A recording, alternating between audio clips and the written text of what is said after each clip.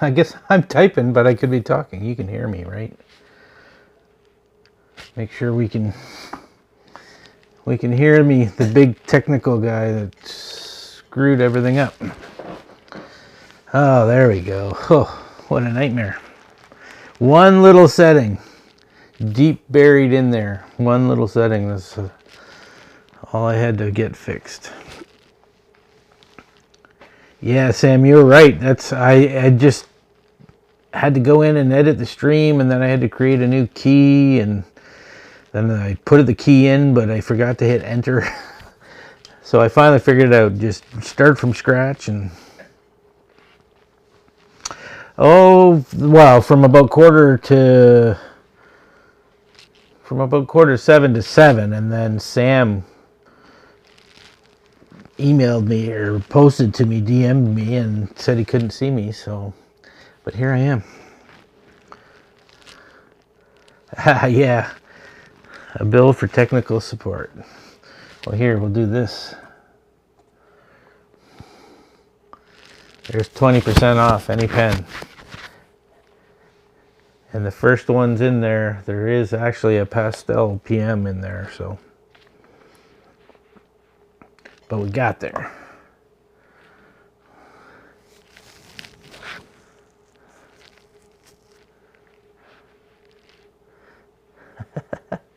It actually is, I'm starting to figure it out. I need to do this a little more often, I think, because I forgot half of it. Cellulose, Sam. I've got cellulose, but no celluloid. I have a piece of it, but I'm too chicken to use it, so at some point I will.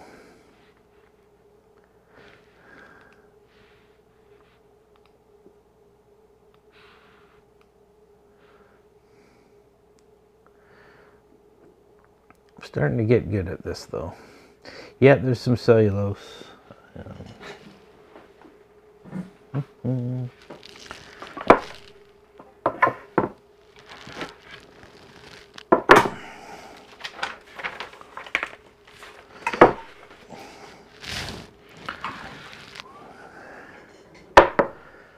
These Christopher 13s are all cellulose. I'm going to try and make some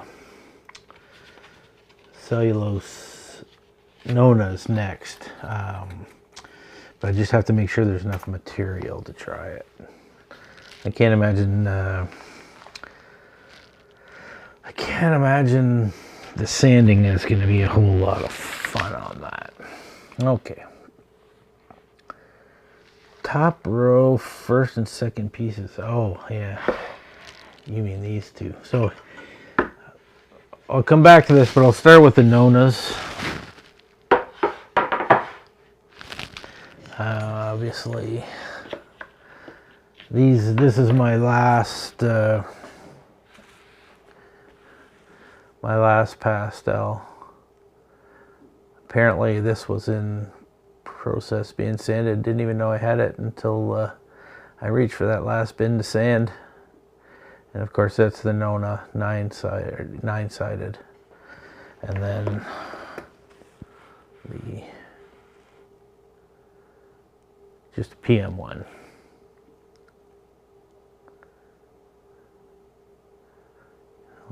Got the shine. Got them lined up.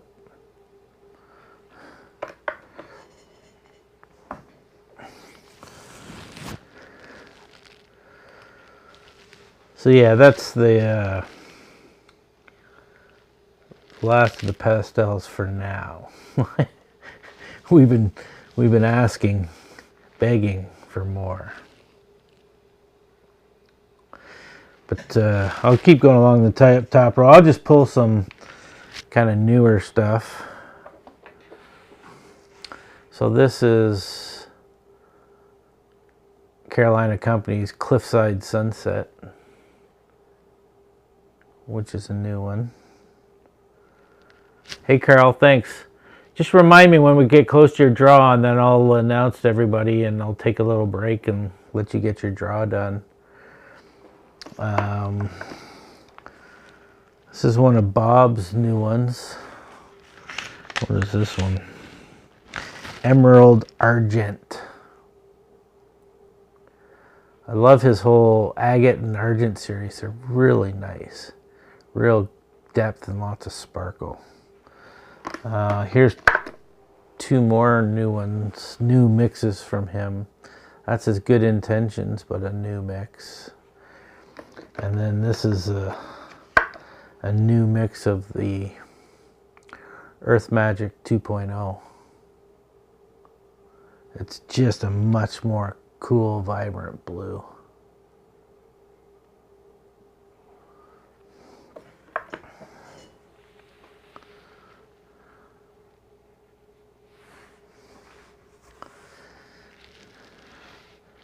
So yeah, that's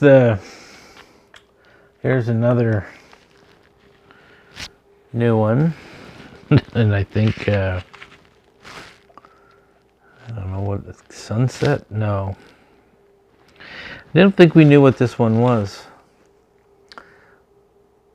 So if you're a blank maker and this is yours, let me know. I think it's one of Brooks's newer ones. It's hard to keep them all straight. And that, I believe, is one of Kristen's. Here, I'll get rid of that. I'll put that back up in a minute, but that's, I believe, Kristen's.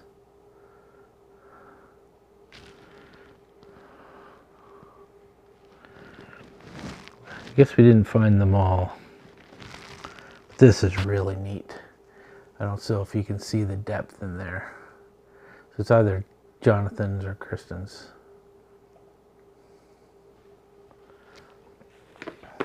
And then this is that another in his Autopsy series. I think this is Hoof, Unicorn Hoof.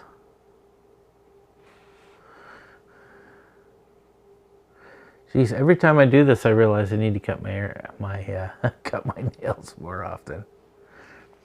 And then this is, you know, always popular PM1, but this is one of Bob's new ones as well. Bourbon Street. I don't know, maybe not new, but it's new in his 12-inch blank pour, which are really neat.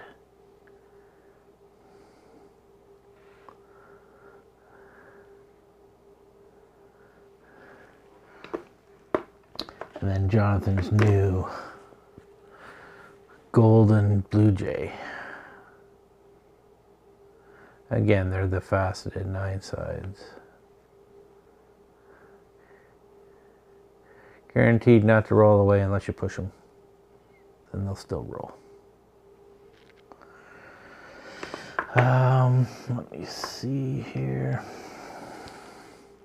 Again, Bob's agate series. This is his most popular agate for me for selling is the olive. It sells quickly.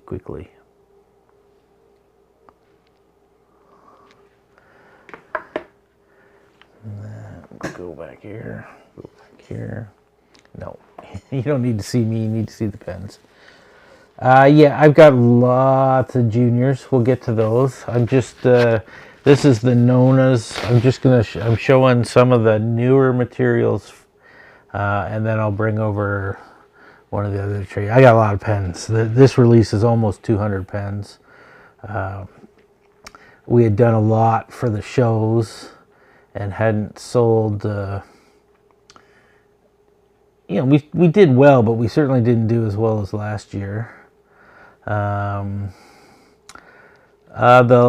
Fopal, that's my faux opal. It's just a LPC just means London Pen Company, and it's one of my. I think it's the only one of my mixes in this whole release.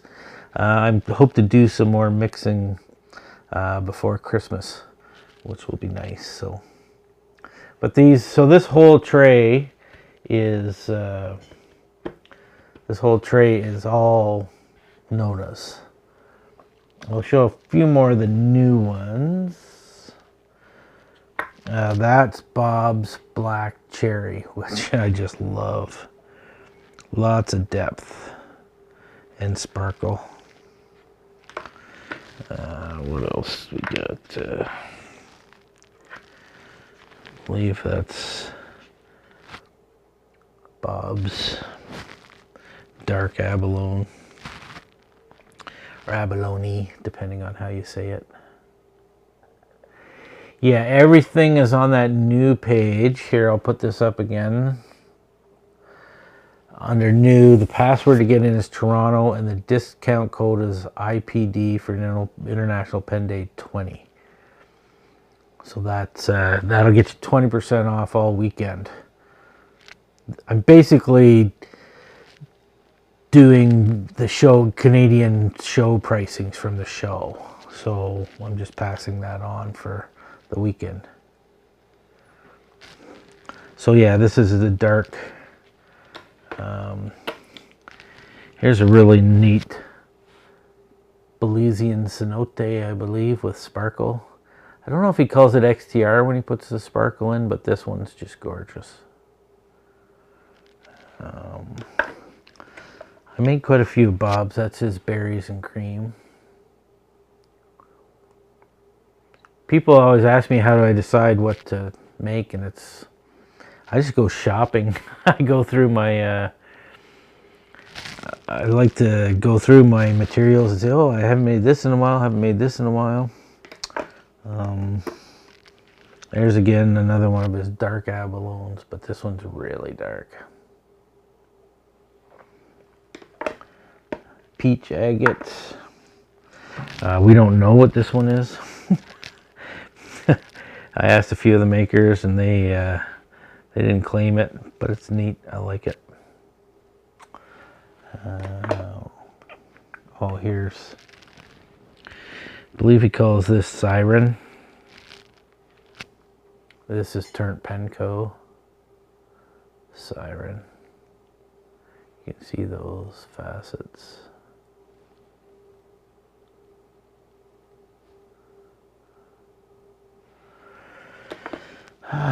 One of the few oil slicks I've made.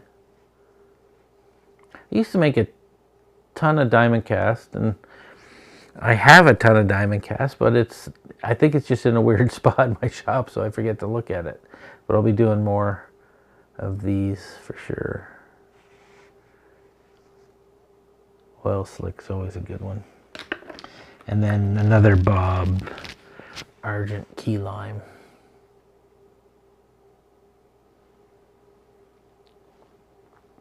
Which is neat too. Bob's newest stuff, the Argents and the others are quite nice. Okay. We'll just quickly do this smaller tray. These are all Christopher 13s. No, there's some juniors in here. The top row is Christopher 13s. This is the last of my acrylics. There's just 3 left. Acrylics in a Christopher 13, cellulose acetate, and then there's a mango chutney. Bob's mango chutney in a 13. Unicorn hair. And a couple of Terry's blanks by BBC. Is Octa or Nona or Chromism series anyway. And then funnily enough, this pen here was one of his. Don't really know what mix it is, but it was picked up like at least a dozen times during the Toronto Pen Show, but nobody took it home. It's really neat.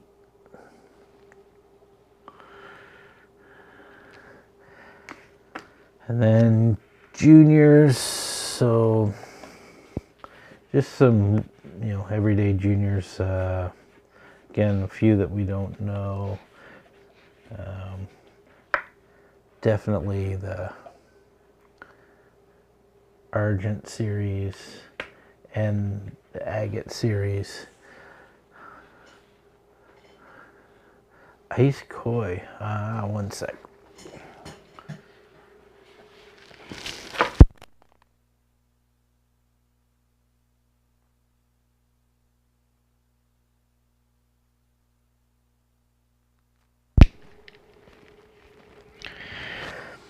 Can you still hear me? Ice koi, is it a junior or is it a 14? Okay.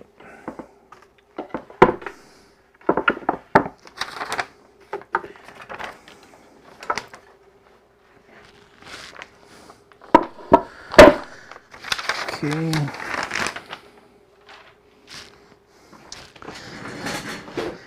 Alrighty.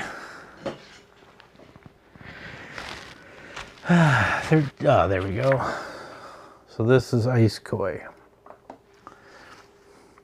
And I'll put a peacock koi in there so you can see the difference. So that's peacock. This is ice. Ice is just a much more subtle. There's no dark blue in it like the peacock. So that's one. And I believe that's an ice koi as well. So there's two of them. Two ices. So we'll go back here.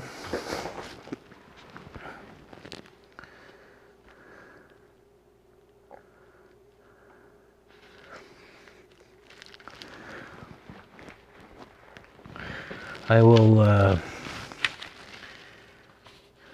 I'll show a few of these close up, some of the stuff that's sort of new that I haven't been making a ton of. I believe this is the what's that called? Sorry, it's Arabian Nights, Arabian koi, Arabian Nights koi. Yeah. So yeah, here's a good representation of a bunch of different kois. I probably won't put these back in the right order. There, so that's Stormy.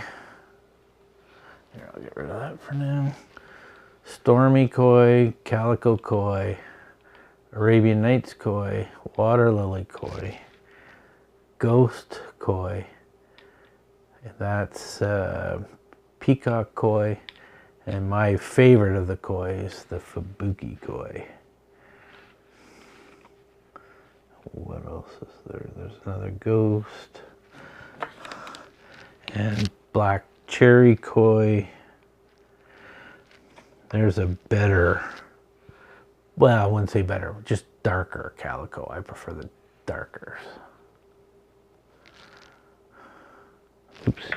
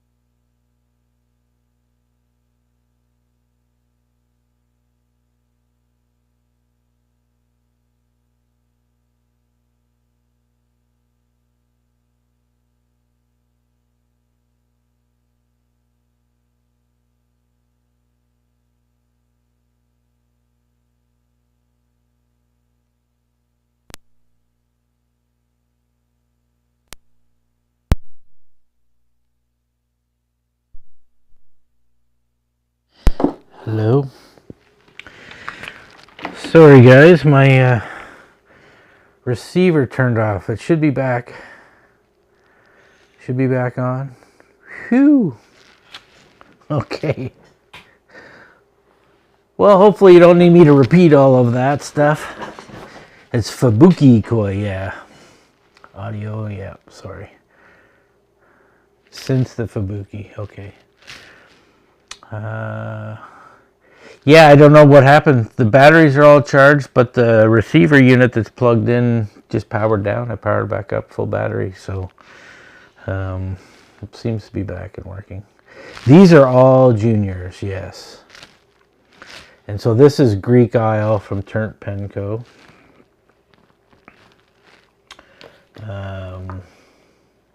What else is new? This is Turnt Penco's Siren in a junior. Really neat. I had one of these at the London Pen Show, and like everybody picked it up. And then finally, about 2-3 hours into the show, somebody decided to take it. But just a really neat color combination.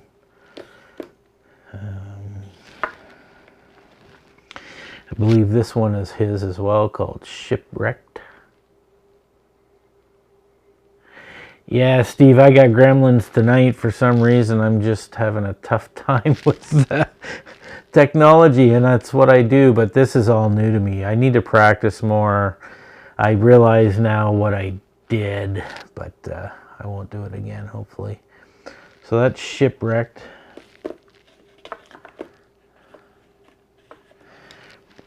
These are always nice too, the Moonlit Raiden. Okay, what else is new? Well, this is a PM1 that is one of the lightest mixes I've ever seen, but really quite neat. But that's PM1. That's not a pastel, that's a PM1.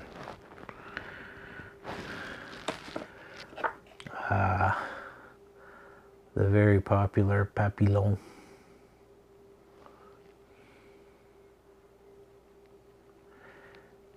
No shipping gremlins. Shipping's the one nice thing. When I'm shipping out, it's awesome. When I'm shipping to a show, not so much.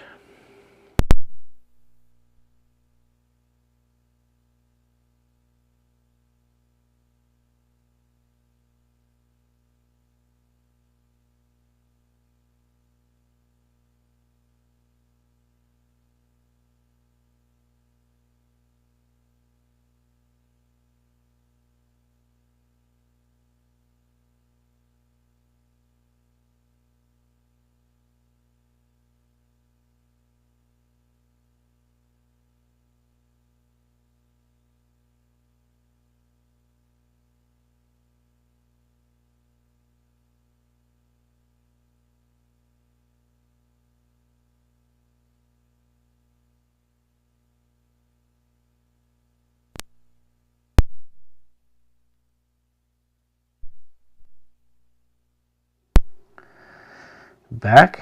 Oh, I see. Sorry. It's telling me my batteries are good, but they're not.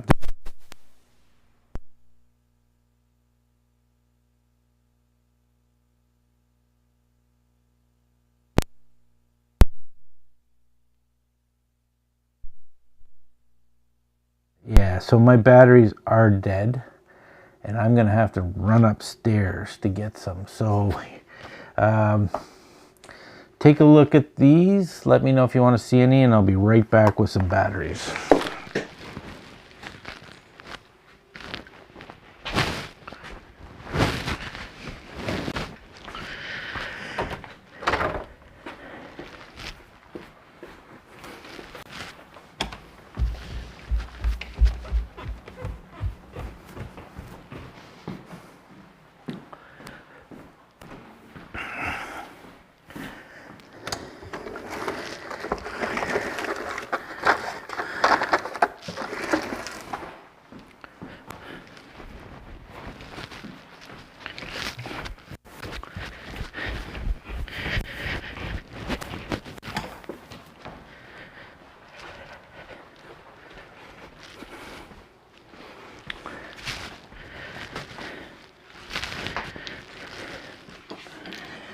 Oh, the audio is still on. You probably heard me running up and down the stairs. Okay.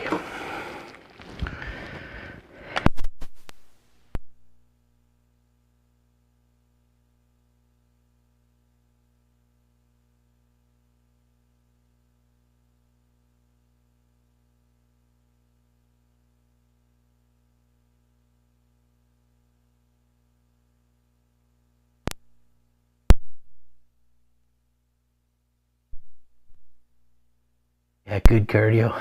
Good Good cardio when you're tubby. There we go. Now it's full battery. So that's learn a new thing every day. When you turn that thing on, it shows you full battery, and then it goes to the actual setting. Crazy. Okay. Perfect.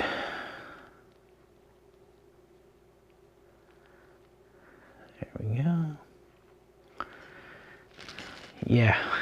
Good thing I didn't swear when I was going up the stairs, because I was thinking it.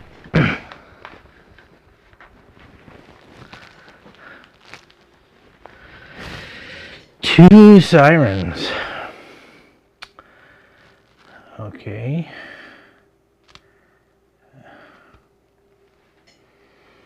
Okay. Well, these will actually, they were photographed in this order. So this siren will be the one that's beside a ghost koi and a moonlit raiden.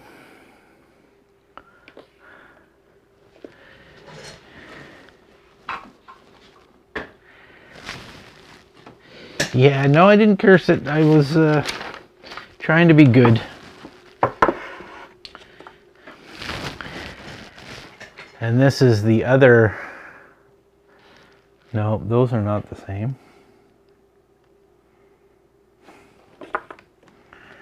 Those are not the same. So this definitely is siren. This is something else. So there is only one siren, and this is something else. I'll have to fix that. But this is, yeah.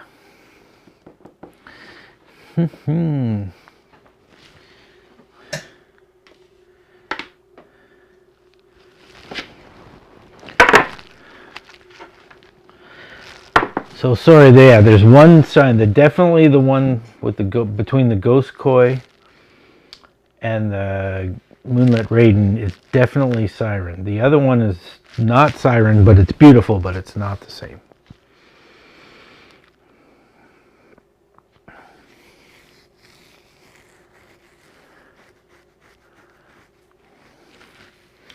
So what else do I got that's new?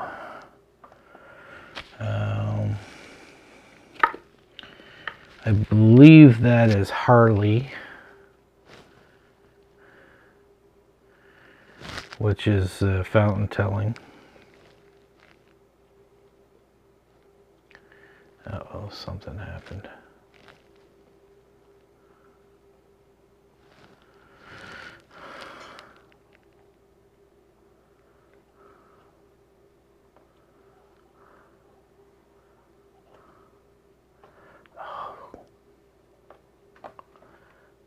Sorry, there we go.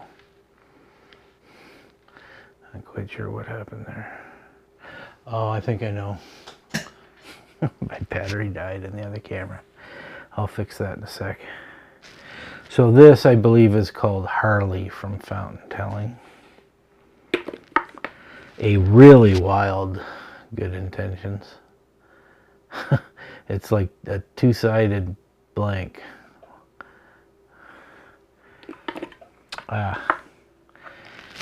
All Hallows Eve, another great one. Yeah, tonight is not my night, Sam.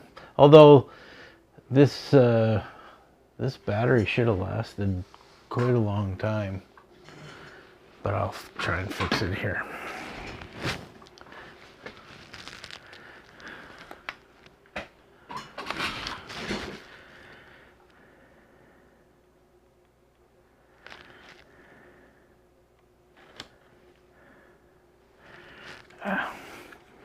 So it's not actually charging the battery.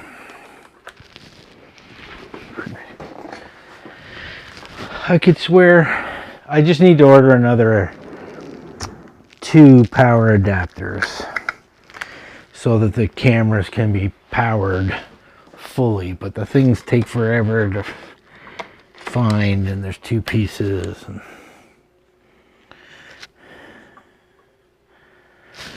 Okay. Perfect. back on, at least for another half hour.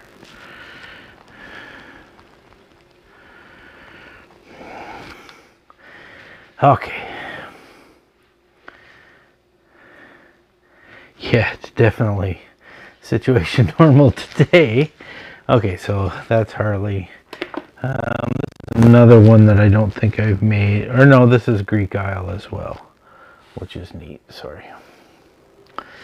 Just so you know, my new office, we have to clean the carpets and paint and stuff, and then I'm gonna have a dedicated space at the new office for doing live, so that I'm not crammed here in the basement, tripping over everything. I will get power adapters for my camera so that they won't go out, because I want to do more of these. I think this is the way to see the pens. I try my best with the pictures, but with the flatness of the pictures and not being able to rotate and see them in the light, they're just not as good. And so that's the Arabian Nights koi there.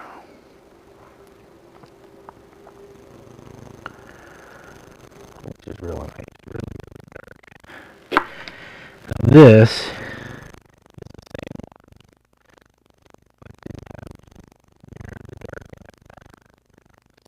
is probably some, yeah, in the section. But this one's darker all around. Might even have a, yeah.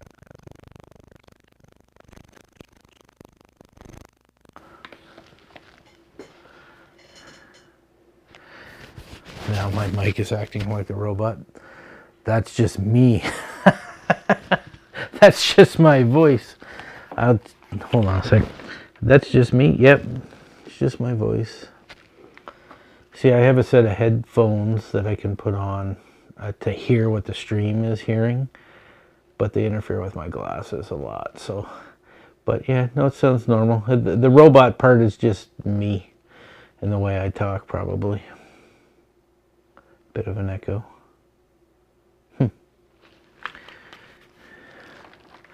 Oh, it was buzzing. That could be just the way. I think in the new place I'll get a mic, a proper mic, not this wireless set.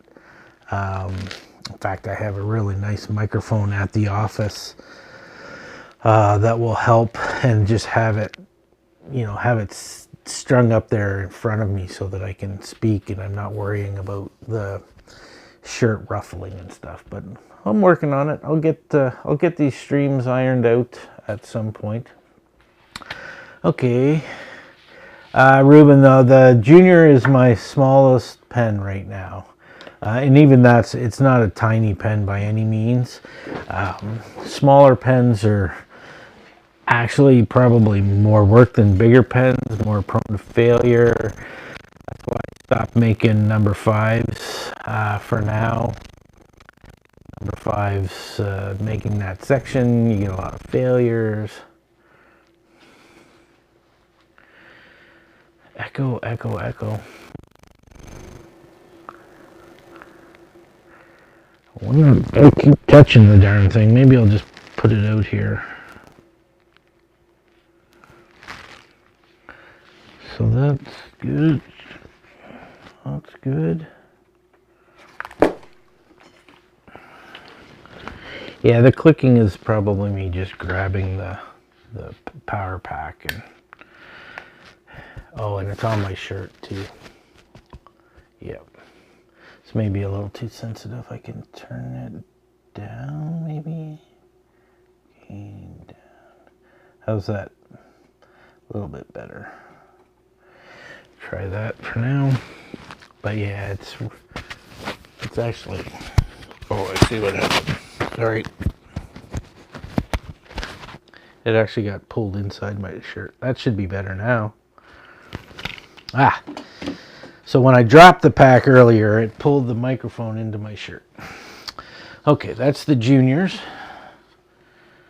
I got one really nice tray of 14s.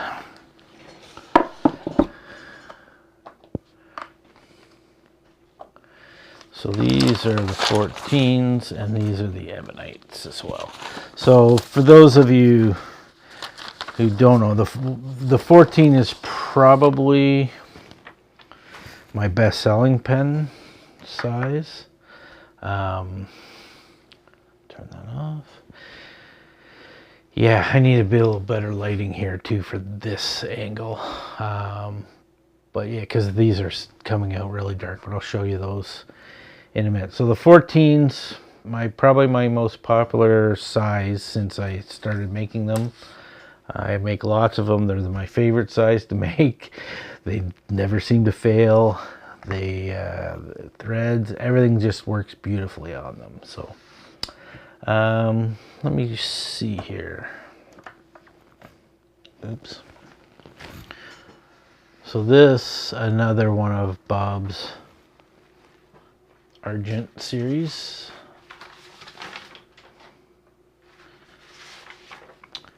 And that is Amethyst Argent. I had to look it up. I don't have them all memorized. I have most of Brooks, a lot of Bob's, 3 of Tim's because he's got like 150.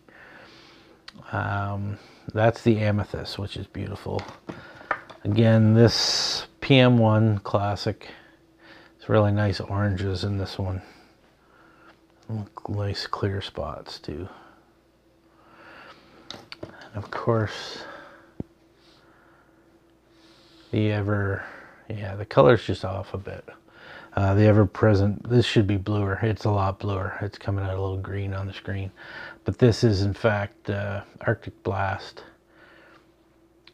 This person had me put it away, came back, then came back and put it away again, and then came back and left it. Just couldn't pull the trigger on it. It's beautiful, though. Let's see, what else is new? The Rose Argent. You can start to see some of the depth. I'll work on lighting as well. When I get the new setup, I want to get I'll properly white balance the cameras and everything so you get really good color representation. The colors on the website will be more accurate for sure because I use a fixed white balance. But these cameras are I'm not a video guy, so I need to get better at setting them. But that's definitely this color is pretty accurate, but that just came out green. And it should be more blue. But again, that's Amethyst. No, that's Argent Rose. And then Lilac. That's another newer one for me. Argent Lilac. Side by side. Sorry, I missed my...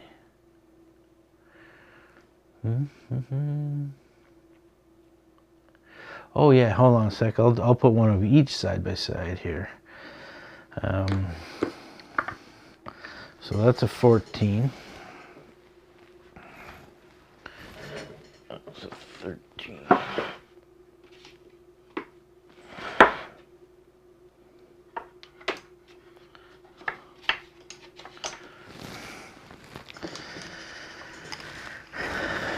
Okay, so that's the 13 Junior.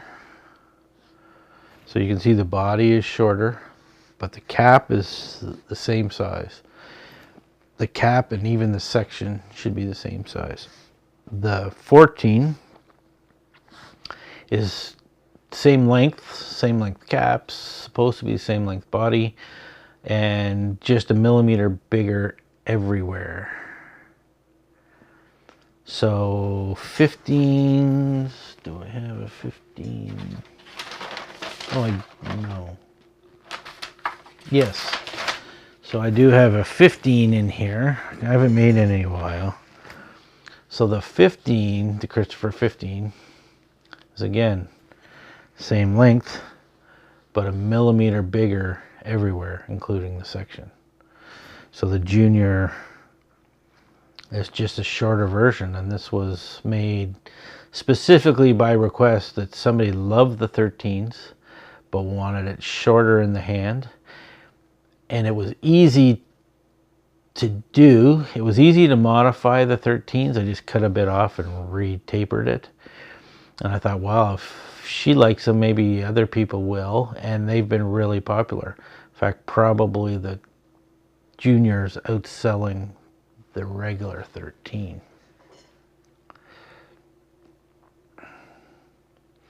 So there, that's, and you can see on my website, all the measurements are there too. You should be able to see the different sizes. Yeah, Ruben, we did the Nonas first, but I will revisit those after we get through the 14s here. Because I got to show you the Ebonite, because it's just my favorite material. Okay, so the yellowish, oh, Sam wanted to see that. This is the only one in here that's of my mix. This is, I called it faux opal. And it just has that kind of iridescent.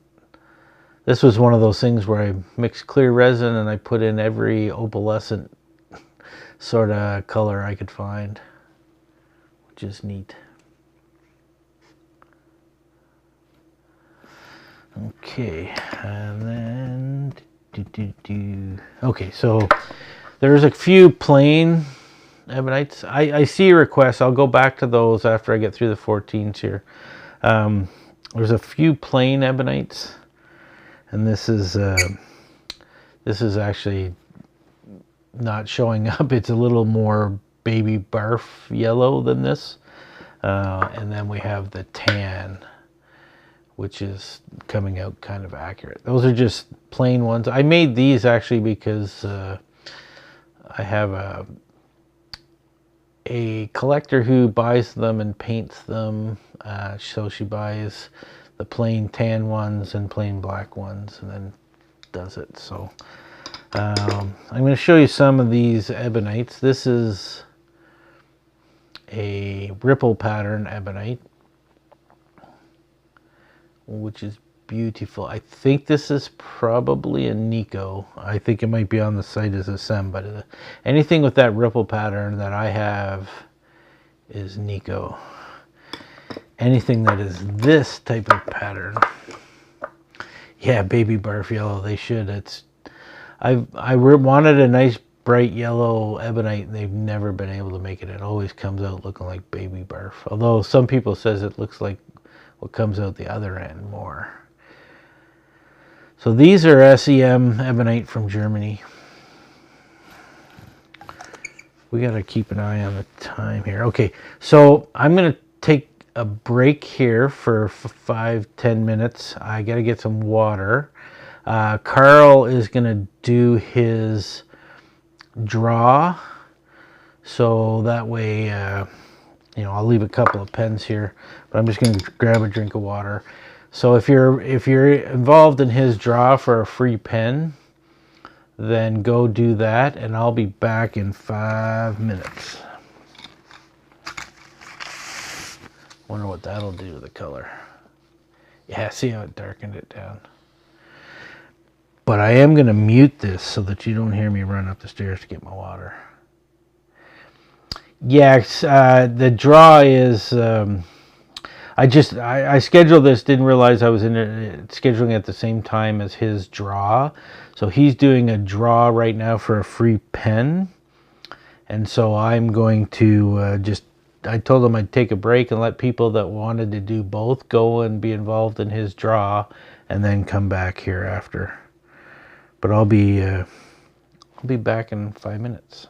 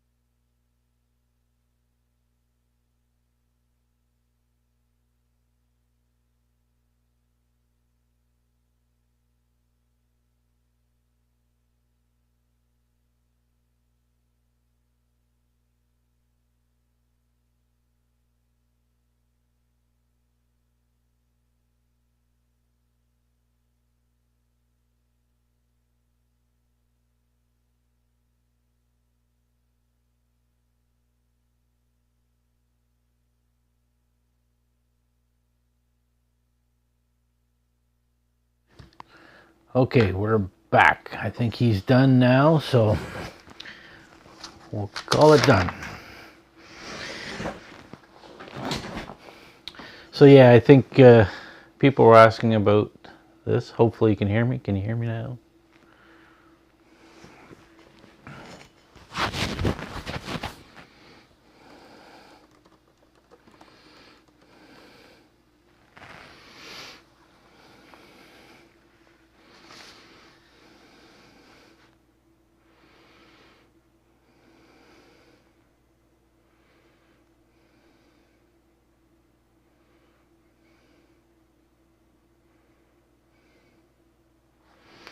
Okay, good to go. Wow, there's a big delay now though.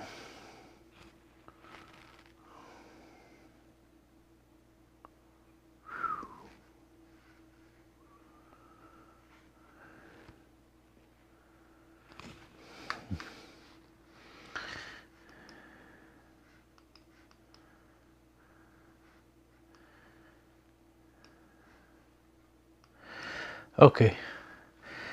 Beth, I got your email too. Yeah, fine's no problem. We must have just forgot to put the option on that one, but we'll make sure you get a fine. So yeah, that's the very colorful SEM Ebonite.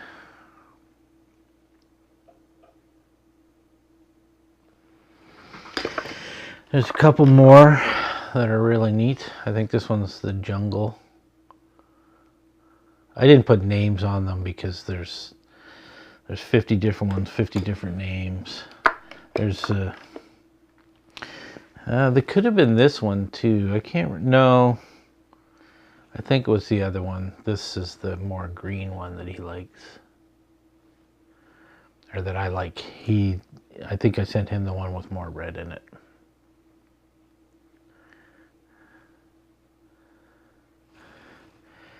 And then, of course, just the classic black and yellow. So the yellow looks more yellow in black than it does on its own. So it's the same yellow, but it looks like baby barf when it's all yellow, but it looks nice and yellow inside the black, but they are the same color.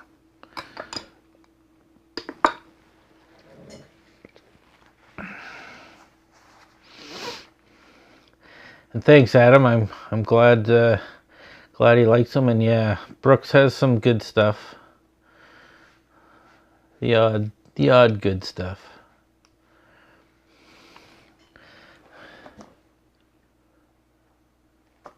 Oh, sorry. I turned my camera off here for a second. Preserve the battery there. There we go. Okay, does anybody want to see anything else out of that tray? Somebody said they wanted to see a Bohemian Twilight, but I don't. It's not a 14, so it must have been another Nona. So I'll do my little specialty tray, and then I'll throw it wide open to go get whatever. So there's some neat ones in here. Look at acrylics. I'm not sure why they're down there. So there's some neat stuff here. A couple of 15s. Just two left. That's the warm tone primary manipulation from Brooks and Bob's Olive Agate. Those are the two 15s I have. I have some more 15s with number 8 nibs, which is neat. Okay, so here's a few of my favorite materials. So these are acrylics. So this is an Omos material. You can see that kind of shimmer. This is Cherry from Conway Stewart.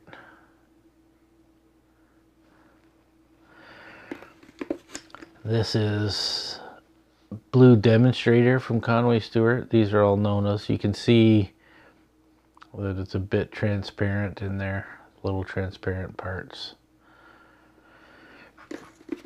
Here's another one called, looks like Stacked Lifesavers, but again, a beautiful. We think this was from the Almost factory, but he couldn't guarantee me that. He thought it was something that they had that they not used. This is probably the favorite of the London Pen Club. Many of them have this. This is called Cleopatra. So that's Cleopatra. Again, this is another one from the Conway Stewart factory. It's black and white, just beautiful. Love this material. I have a limited edition series I'm working on, and it's using this material. I've got 10 pens made.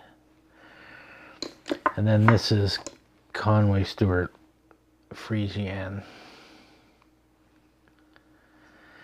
I assume you mean this bluish one.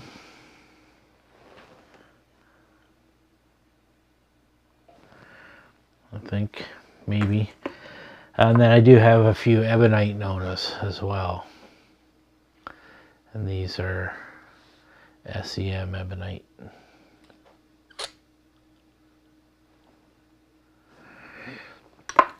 This is one of my favorite of the SEMs. It's blue with a black in it. It's just gorgeous.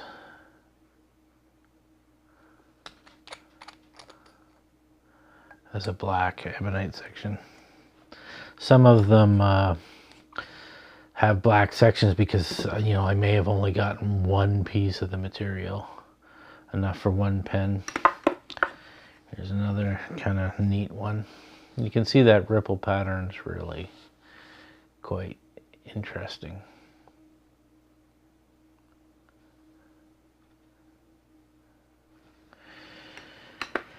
And then I like this. I like the black body with the ripple cap.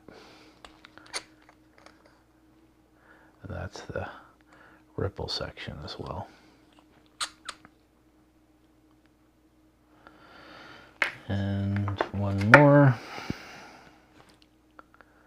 This is kind of just a neat patchy one as well. Then I have a few oddballs in here.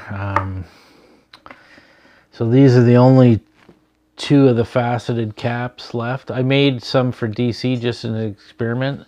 And so what it is, it's like a Nona cap, 9 sides, but a 14 body. So the body's round, the cap's faceted. And that allows me to keep it much less expensive than a full Nona, because the full Nona, the body is what takes all the time. So I've got that one and a water lily left. But I'm going to add this. This is definitely going to go into the rotation. I'm probably going to adjust it. I don't think I'll do a Nona cap. I won't do a 9-sided. I might do something equal. Something like maybe an 8 or a 6. Just to be different. But I like the round body and the faceted cap idea. And I might even be able to do this in a 13. I'll have to experiment. It'll make the 13 cap a little bigger, but I think I can pull it off. Then I have a few Nonas with a long body. So the normal Nona is shorter, but somebody, again, another regular customer said, oh, I want it to be a little longer to fit my hand, so I did a bunch for him. And then said, okay, well, if he likes it, somebody else probably will too. And so I made about 20 of them. There's a Throne Room, Bob Dupress. Peach Agate, And these are all long bodies. Again, I just grabbed a few different materials. So I think I did 20 each of these and the faceted caps, and the faceted caps outsold the long bodies. And there, people have been asking me about the Bohemian Twilight. There's one there. So that's Bohemian Twilight, which also looks very good in a matte finish. And there's the PM1 long body. So those are just a bit different. So now I think I've been through everything. If anybody wants to see anything in particular, I think somebody said they wanted to see the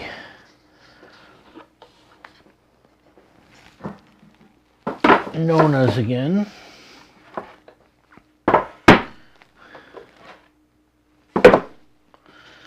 So I have very limited space down here, so I have a stack of trays behind me and I have to unstack them in order to, there we go. So somebody requested this one. So that's my last pastel in a Nona. It's a very light, very, very light colored one with a bit of orange and a bit of pink in there.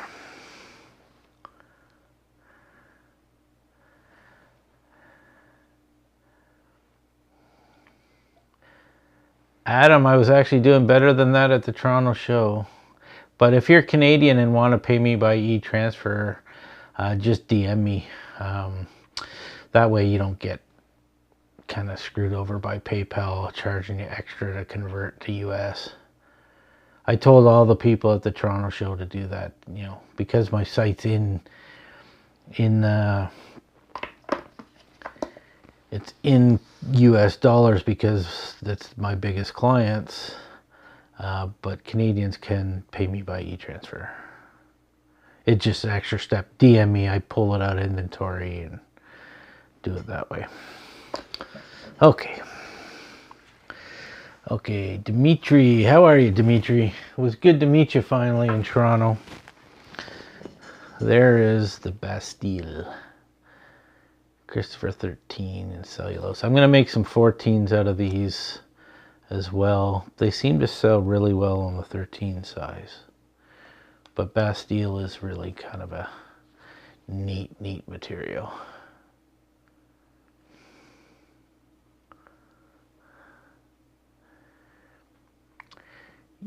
Yeah, again, Maja.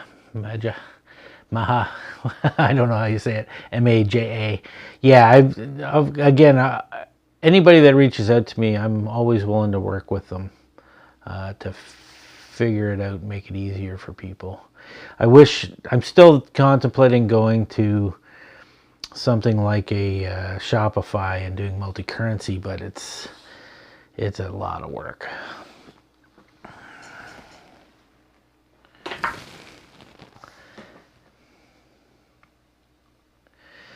Oh yeah, Adam, he can come pick it up. Adam, if you're ever in London, you come right to the shop. I can give you the 10-cent tour.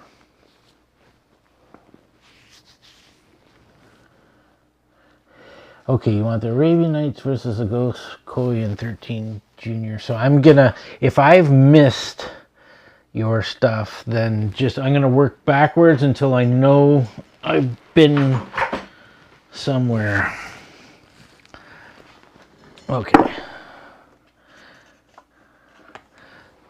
Arabian Nights Koi versus Ghost Koi in the Junior. And there's another really dark Ghost Koi. Really dark cap. Beautiful.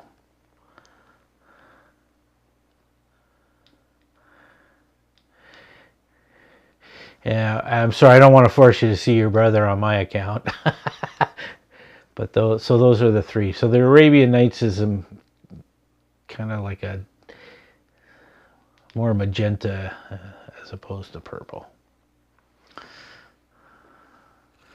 You want to see the light Arabian. So there we go. There's all four of them together. So the lighter Arabian's in the middle.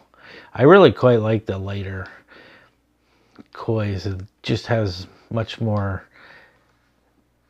dynamism to the mix when they're like that. Sometimes what I do like is, and you can't see it even on camera, you got to see it in the sunlight, but these darker ones have a real depth to them that you don't normally see. So, but I got to make sure I put these back in the right spot or somebody's going to end up getting the wrong pen and getting mad at me.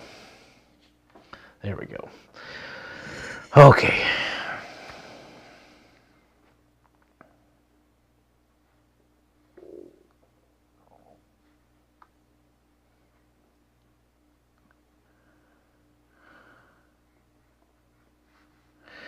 Okay.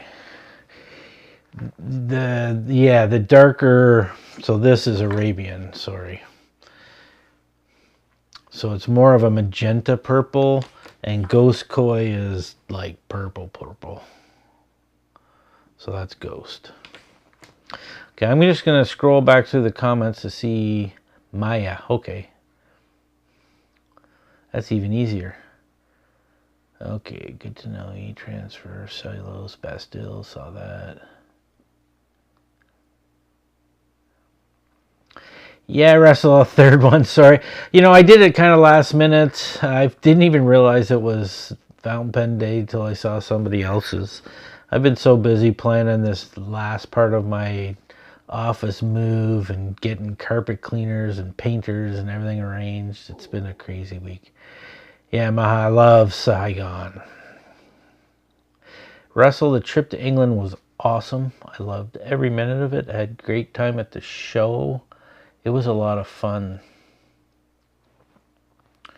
Okay, I think I've gotten everybody that's requested, but if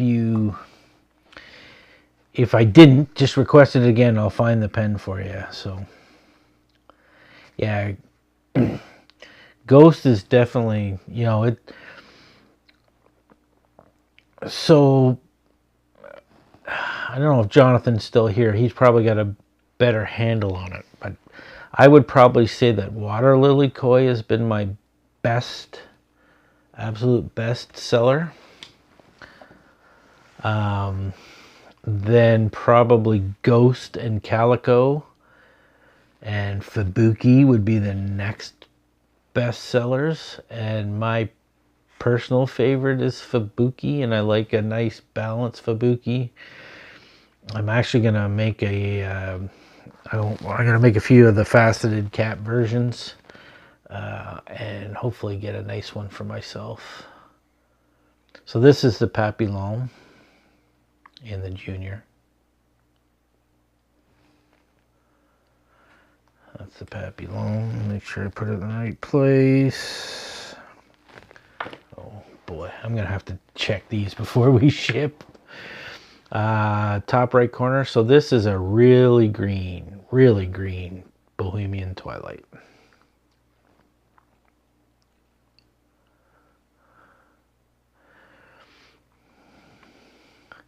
Yeah, I don't think I've ever seen a Bohemian with that much green in it. It's neat, but the green has a lot of depth. That's one you wanted to see, right, Dimitri? There's not much matte finish, Maha. The truth is, if you really want a matte finish, like this pen here would look great matte, and I can turn this matte in about 5 minutes. The problem is if you don't like it when it's matte, it takes a half an hour to get it shiny again. But to get it into a matte state is not hard from shiny. I'm going to do more matte finish stuff, especially now that I'm going to do more live shows. So the reason I haven't is it doesn't translate so much on the website, but yeah, you can make a request of any pen to be matte finish. And again, if you end up not liking it, it's not the end of the world. Somebody will like it. Somebody always likes a pen. No, shiny to matte's easy peasy, because you're just taking the shine off with sandpaper and going to that matte finish. It's getting the shiny that's the hard part. So, okay, so what else? Anyone donate me? There might be a few there might have been a few Nonas in Matte Finish Bohemian Twilight. That's the one I tended to do, and there might have been some Nonas in PM1, because PM1, the darker, his older mix of PM1 looks awesome as a matte finish. The problem is they put a lot of pearls in, and you lose the effect of those when you go matte. So it depends on the actual pen.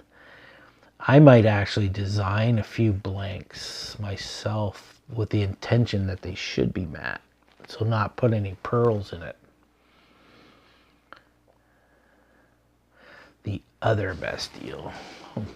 You're I think this is the other one. I can't remember which one. Yeah, this is the other one. So this is yeah, it's pretty neat. When I set up the new spot, I'll get a huge soft box to light the pens. Try and eliminate some of that harsh reflection. That's just coming from the overhead lights, but if you look at it here, you can get the key. Yeah, it's very neat. It's pretty much all wet. The polishing is not. Polishing is on a polishing wheel with dry abrasives. There's actually a third Bastille as well. Polishing is with dry abrasives, but all of the sanding is wet sanding. This one's lighter. It's got more of the teals in the cap, which is neat.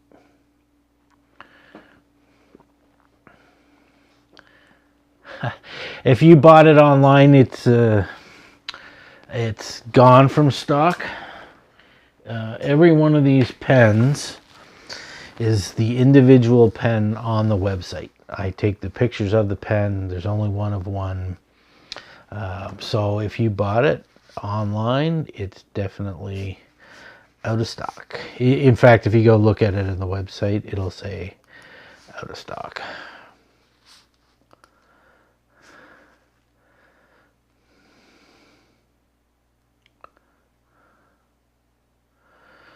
So yeah, it'll say definitely out of stock. I did it that way on purpose. It's a lot of work. It's a lot of work to photograph every pen, but I want people to see exactly what they're getting. Because you know, like a pen like this, the Harley, I wouldn't want you to see that, and then when you get the pen, not be happy with that. So it's all, you know, somebody might really like this. Somebody might like the fact that there's a big patch of white on it, and that there's depth to it.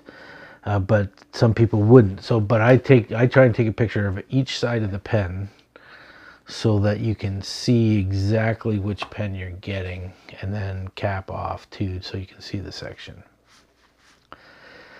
Sam, when you check out, it will ask you what your nib size is based on the...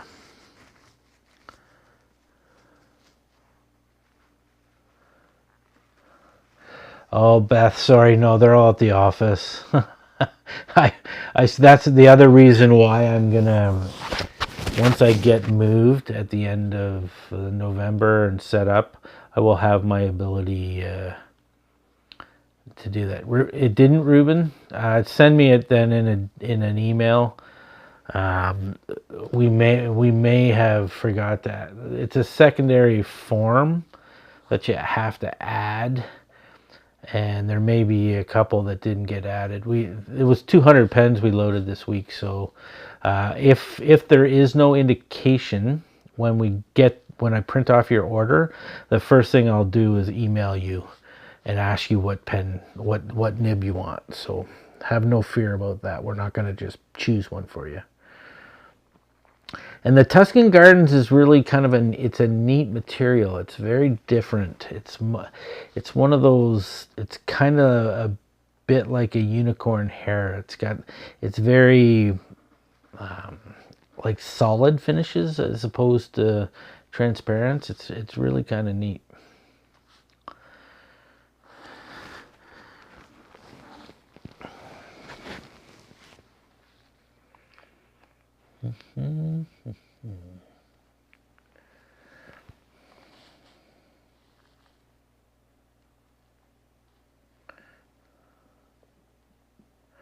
Oh, thanks, Alex. The whole Orlando show nightmare is, it's a lesson in turning something bad into something good, because the pen community jumped behind me, got behind me, really blasted it out there. I gained 500 followers in the following week. And then the first virtual sale that I did was unbelievable. How much I sold, probably more than I would have sold at the show. It was incredibly awesome. So they turned something, it was horrible to live through, because sitting at the table going, I don't have any pens, was horrible. But the community really rallied around me. So the Ebonite, Conway Stewart, Omas, they're acrylics. So it's a different kind of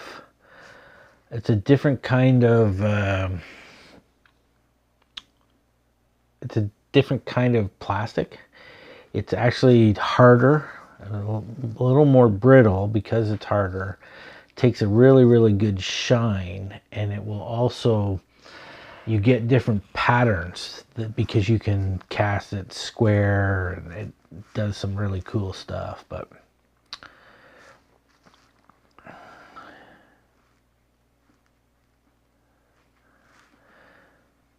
the email, Sam, you should be able to just reply to your order email and it'll come back to me, or you can fill it out on the website, or just send it to Sean@businesstech.ca, TECH.ca. The pen between the Peacock Koi and the Unicorn. Oh yeah, that's Earth Magic 2.0's new colors. So it's a really vibrant blue. I wish it was showing up a little better color-wise. I'm gonna have to play with the white balance. It's on this camera. I wonder if I do this. Blues, this. Ah, there you go. Now you can see the blue. This camera is the camera facing me is the cheapest out of any of the cameras. You can see the blue a little bit better there, but it tends to do a better job. Holy cow, we better get that off the screen. I didn't realize my nose is so red today. Sam, for Joel, I think we have fine, extra fine, medium, broad, 1.1, 1.5 maybe. It's a 13 junior Ouijan. I'm gonna make more 13s. I think people want the option, so I think the next batch of 13s I'll make full length, because I did a really nice batch of juniors. But at the show, at the Toronto show, the juniors were my biggest seller. No problem. Anytime. I want to do a live at some point in the future, just to talk about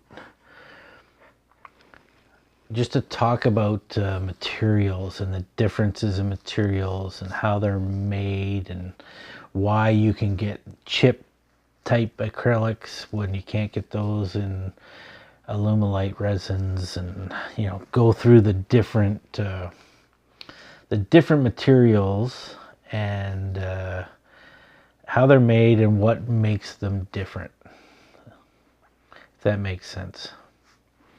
Because like ebonite, the way ebonite is made is the reason you get the patterns you get.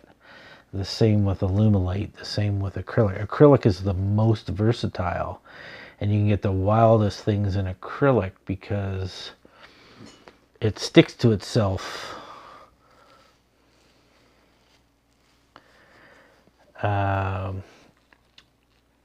It sticks to itself, so you can crush it up and then remix it with other colors and stuff like that. So it's really cool how you can do it.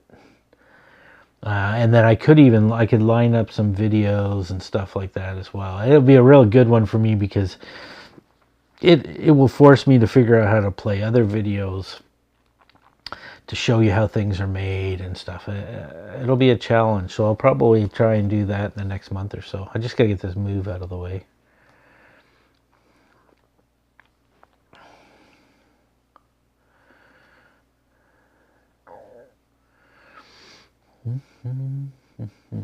Gotta just, and I've got a part-time person that helps me with sanding and shipping, and I think having a second person around for live streams would make things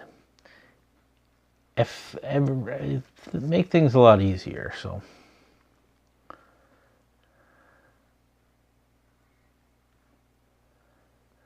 mystery nib is intriguing. So I've got a question for the nib people out there. Would you be interested if I was able to start stocking nib grinder nibs? So like from JC, I'll get him to do a bunch of his favorite grinds and have them stocked, so then you can grab a nib at the same time. Yes, okay. Because what I've found is very interesting is that people will buy a pen from me, get the nib, and immediately send the nib away to be ground and then wait. And so it will cost me some money to stock them and keep the stock up, but I think it will be worth it. It will change the way I have to sell pens though. So my pens will be sold nibless, and then you'll go pick your nib from the stock.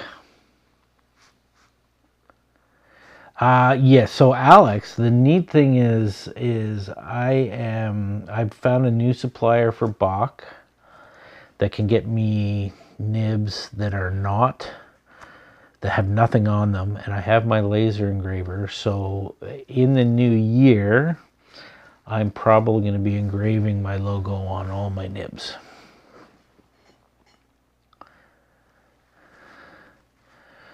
Thanks, Sam. Yep, we'll get everything shipped out on Monday.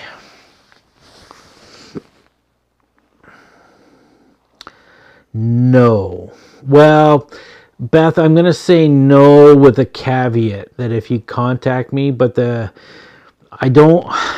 not a nib salesperson and I'm not going to be marking their nibs up, and it's going to be an enormous cost to me to carry them because I have to pay them before they'll ship them to me. So yeah, it's going to be one of those things where it should be bought with a pen, but you can always contact me separately because I'm always willing to work with people. But what I don't want to be is a place for people to just skip the queue. So with JC, he might have a 2 or 3 month wait, but I've stocked his nibs because I got him to do them in advance. I don't want to just be a queue jumping site because I'm not really making any money off the nib. It's just a convenience thing for people who are buying my pen, so they don't have to go to a nib grinder to get a grind after the fact does that make sense? Like I'm trying to think this through to what would be really beneficial to people who like to purchase my pens, but also I have to think about it from a financial standpoint, because you know I could be getting $2,000, $3,000, $4,000 stock of ground nibs, and then you know having to replenish that as well. So the little goat, that I believe is a springbok. So I think springbok is a deer, not a goat. 1.5 months, that's not bad. I figure that's how long it's going to take me to get the 50 nibs I ordered from him.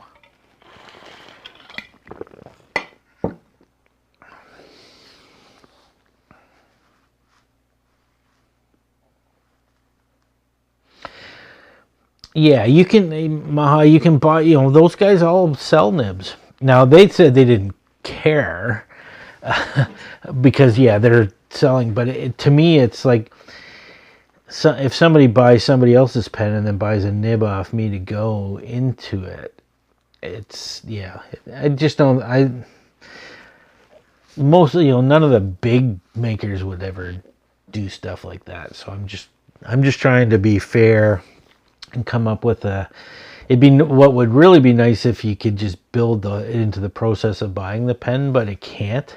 So I have to have the nib inventory separate.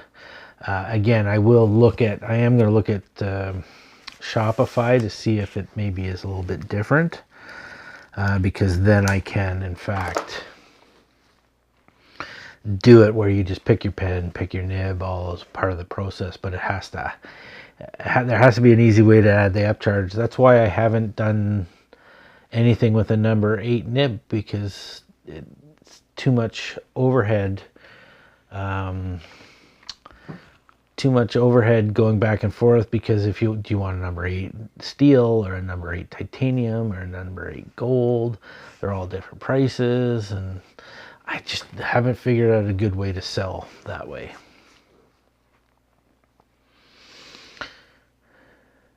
$1.5 months.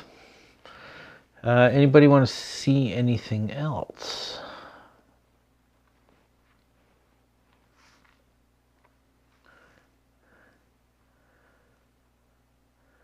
Because I have nothing else to do. I really don't. I'm tired.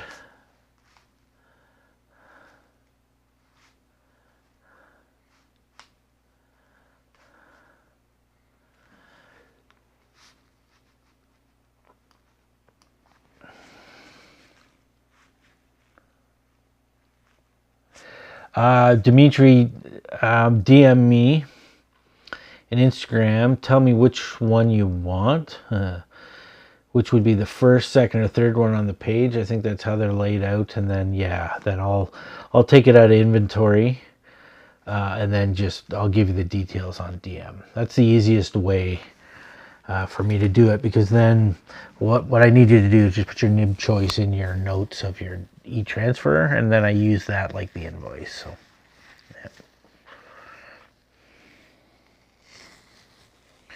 Is there only one of them that's a Joe?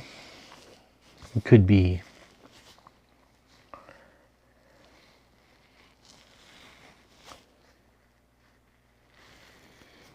Yeah. There you go.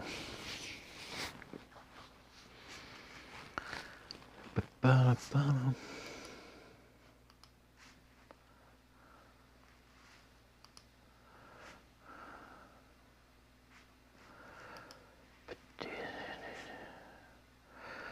Oh, hey, Ruben, if you're still there, you didn't use the discount code, so I'll refund you the discount. So you should have $36 coming back to you. I always check on a sale, because some people don't always see the pen code or the discount code, and I'm going to be running that discount all weekend. And anybody that missed it, I just automatically do a refund. I'm going to turn that up. You can see the code there. I can't see that. That's better. I can't stand looking at myself. Oh God, 32-inch flat screen. As long as it's not a giant, you can see the big red spot on my nose. Not sure where that came from. Awesome. Yeah, Ruben, no worries. Like I said, I always, whenever there's a sale, occasionally people will miss it. And they'll miss it, and I always refund it because I want everybody to take advantage of it.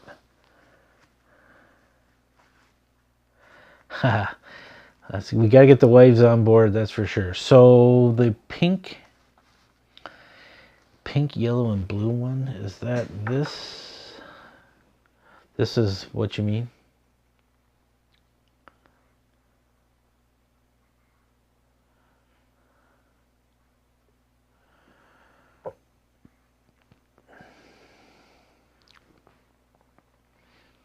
I think that's what you mean by the pink, yellow, and blue. It's Fountain Telling's all of the above. I think it's part of her Pride series.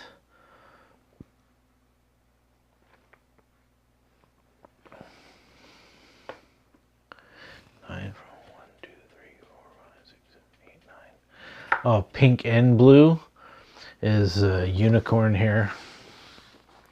There's two of them actually. This one's neat because there's not much pink in it. It's the only one I've ever seen like this. Most have lots of pink and red, like that one.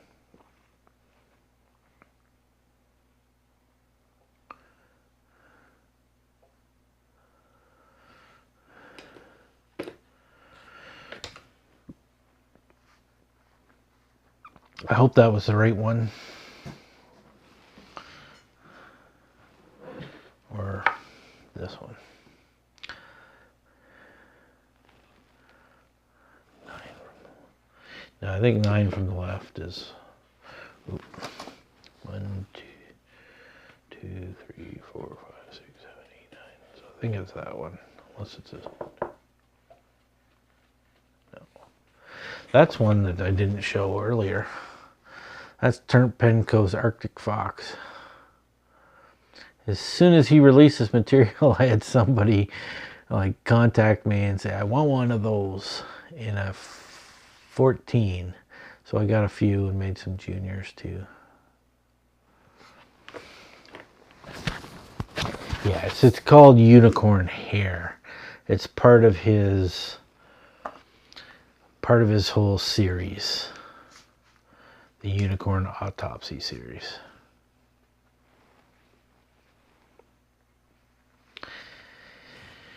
Yeah, again, I think I can improve. Like, I just need the time, and I will be able to improve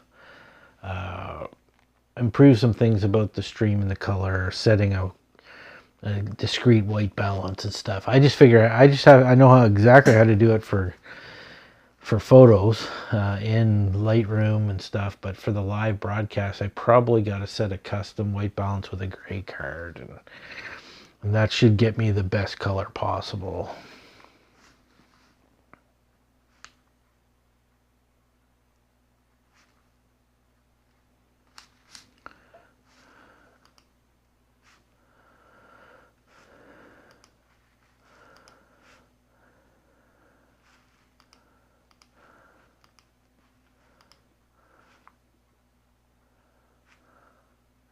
Oh, somebody got the Sunrise Cenote. I think it's beautiful.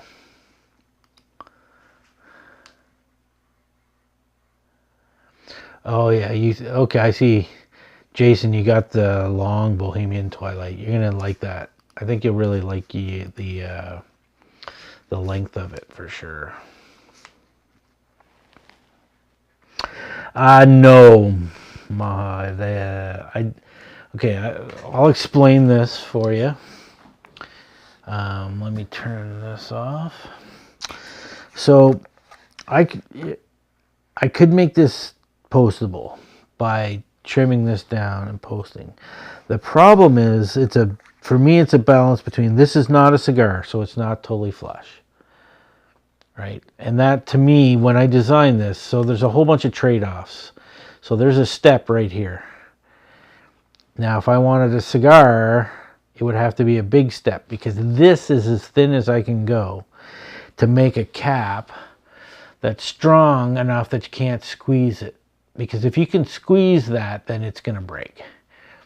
So that's kind of the minimum cap to interior threads hole that I feel comfortable making a pen. If I went any thinner, it would be crushable, and I don't want that. So this is good, it's still good and strong.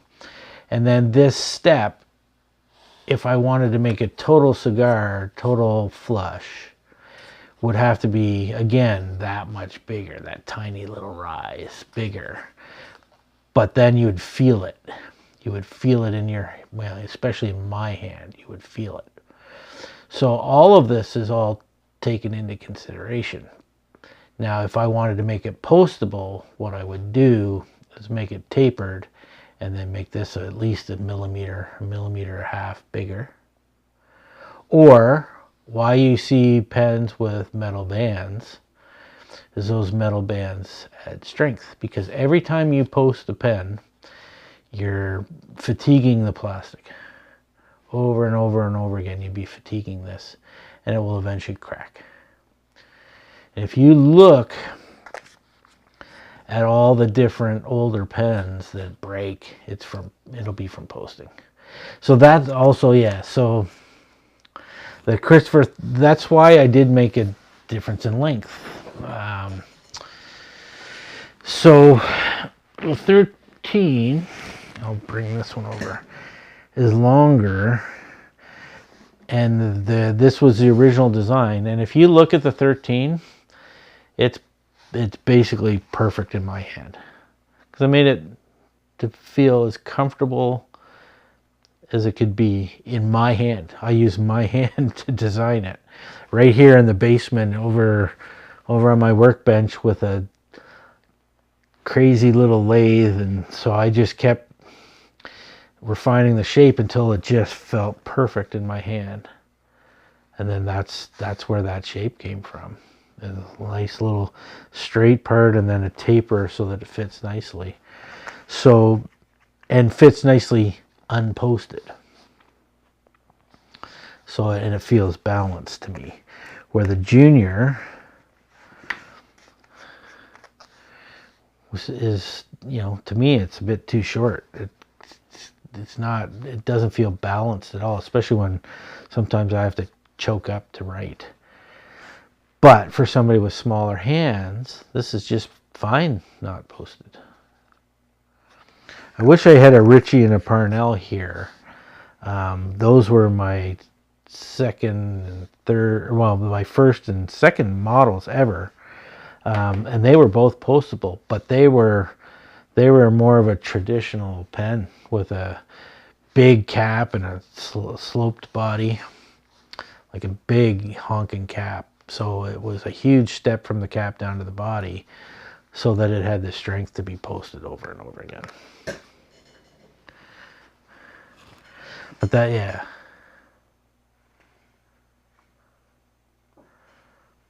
Yeah, Ruben, it all depends on the size, right? And it's a purpose decision to make them not postable. It's an aesthetic, and it's, you know, I can honestly say I have a club member here in the local club who won't use a pen if it's not posted. So I made some 14s and 13s for him that posted, and told him that he had to be really careful when he was posting, because he would eventually fatigue the plastic and they would crack. I think I made them out of acrylic just to avoid that problem. But yeah, I don't have a Ritchie. I probably have one here somewhere in the basement, but yeah, I don't know where. The other thing, while there's still a few people here, Would people be interested in seeing the whole design process of a pen? Because I got a couple of ideas for some models, but designing them it's just interesting, especially the way I do it.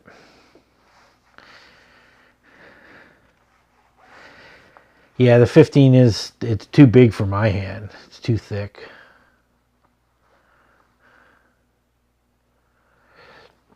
Okay, because the original the one video on my channel was the way I made them on a wood lathe, the old kit pens. That was supposed to be one of a 3-part series, but the guy that shot the videos during COVID had to get a job and doesn't do them anymore. So I need to shoot the next 2 series, the in-between series, which is the beginning of kitless making, the way I got into it. And then the 3rd video needs to be about the way I do it now with 3D modeling and CNC and then all the hand finishing and stuff that goes on. It's totally a different process. So perfect. Okay, good. Jason, yeah. It's if you ever are thinking about getting into it, just reach out to me. I can tell you all the things to avoid, because every mistake you can make, I've made learning, so I can help you avoid a few of those mistakes. I'm actually the other thing I'll be doing on this channel is just woodworking or wood turning projects in general, because I love to make things like boxes. This one, I think there's 2. Yeah, there is 2. There's this one and this one. I think this one's better. I think the mix is better. But yeah, there's 2 of them there. Sorry, I'll turn that off. So I think the mix is better on this one, but you may like this one better. Actually, let me see here. This lines up actually better too. This is the first one. This is more of a what I call a 2-sided pen. And then this is more of a mix.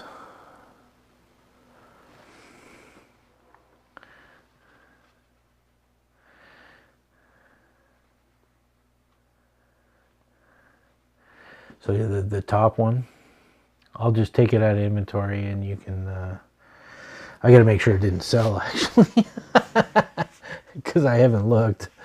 I'll go check.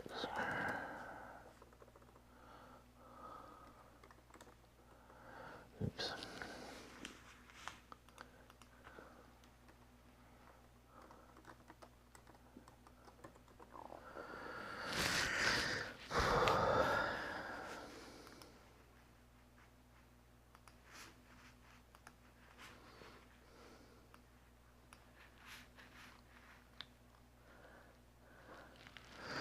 Yeah, segmented, man. Segmented is it's just a different animal. You gotta have way too much patience for that stuff. Jason, metal, I've considered doing it, but I'm more likely to get them made for me and then do the finishing and coloring myself.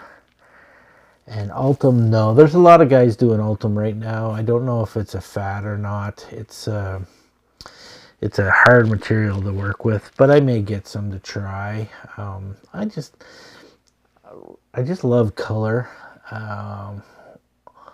myself, and I love these resins. That's why I kind of got into it.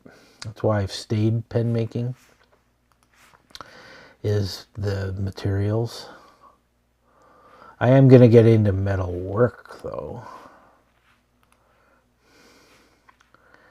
because I do do enjoy the metalwork.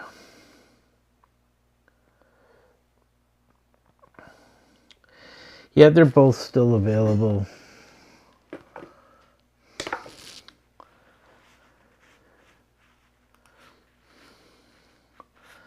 I think, was it Sean Newton just did some Ultim? And Sean Designworks does a lot of, he does a lot of Ultim. Of course, he uses a Swiss machine, so, you know, it may be better suited to that type of material.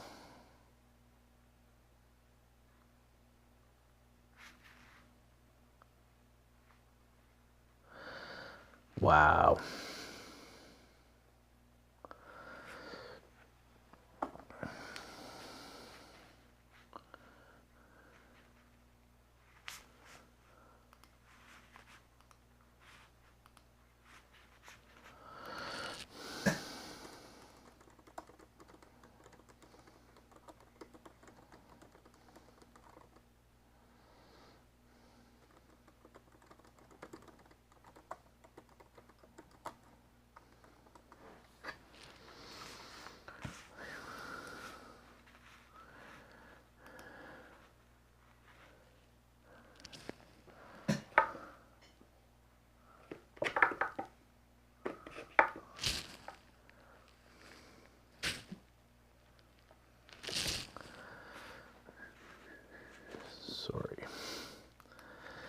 Sorry, I'm just doing something on the website here. There we go. Done. All right, is anybody oh, dark abalone.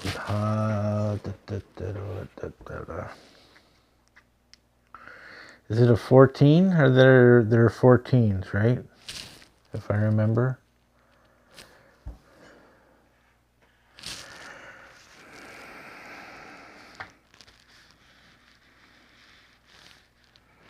No, maybe not. Oh, wait a second.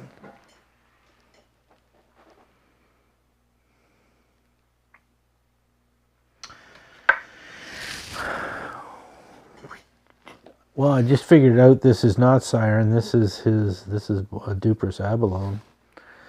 But I'm just trying to think where the dark abalones were. Oh, they're Nonas.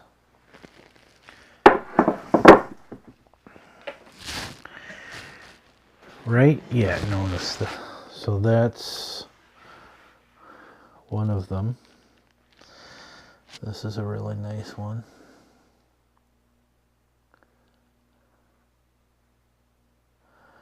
And there's the other one. This one has a lighter cap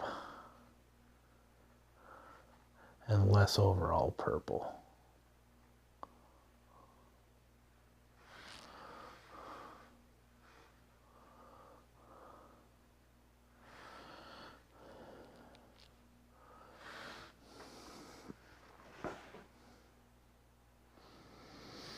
Yeah, it's a Duper's. I don't know if it calls it dark abalone or black abalone, but they're beautiful. I love Bob. Still the only person in the last 5 years that's ever called me on the phone.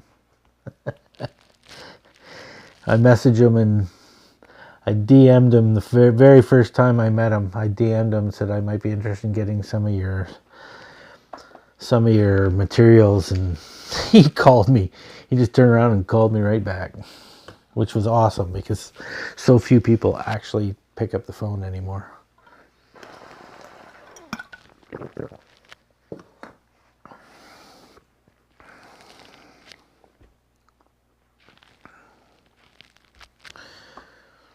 Okay. If anybody wants to see anything else, I'm here. I can pull it if I can remember where it is. And I definitely have to go through these trays and make sure I put everything back in the right place. I'll do that Monday.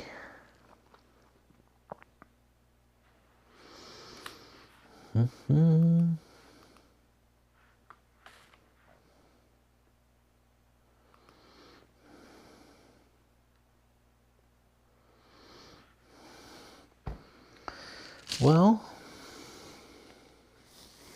Good for me to shave. Wow.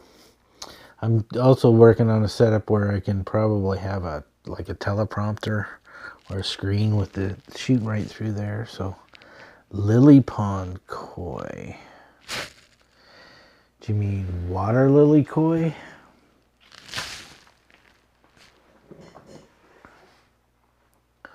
That's the Brooks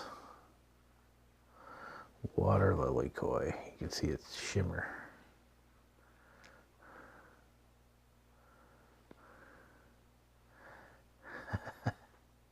It's okay. It's okay for you to be confused by the names, because I sure am.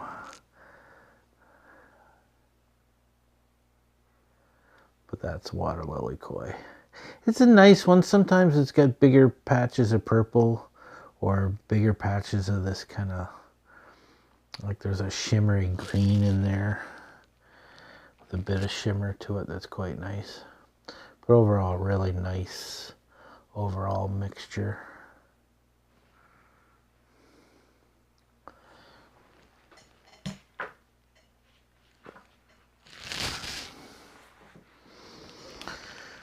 What time is it?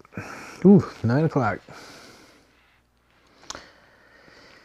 Yeah, that's a really nice subtle water lily. A really good little mix. It's one of those blanks where you'll find people will buy it. It's not quite, so they'll search for the perfect water lily koi in their minds, and whichever maker comes up with the right mix, that's like, because they're buying it for the material as much as for the pen.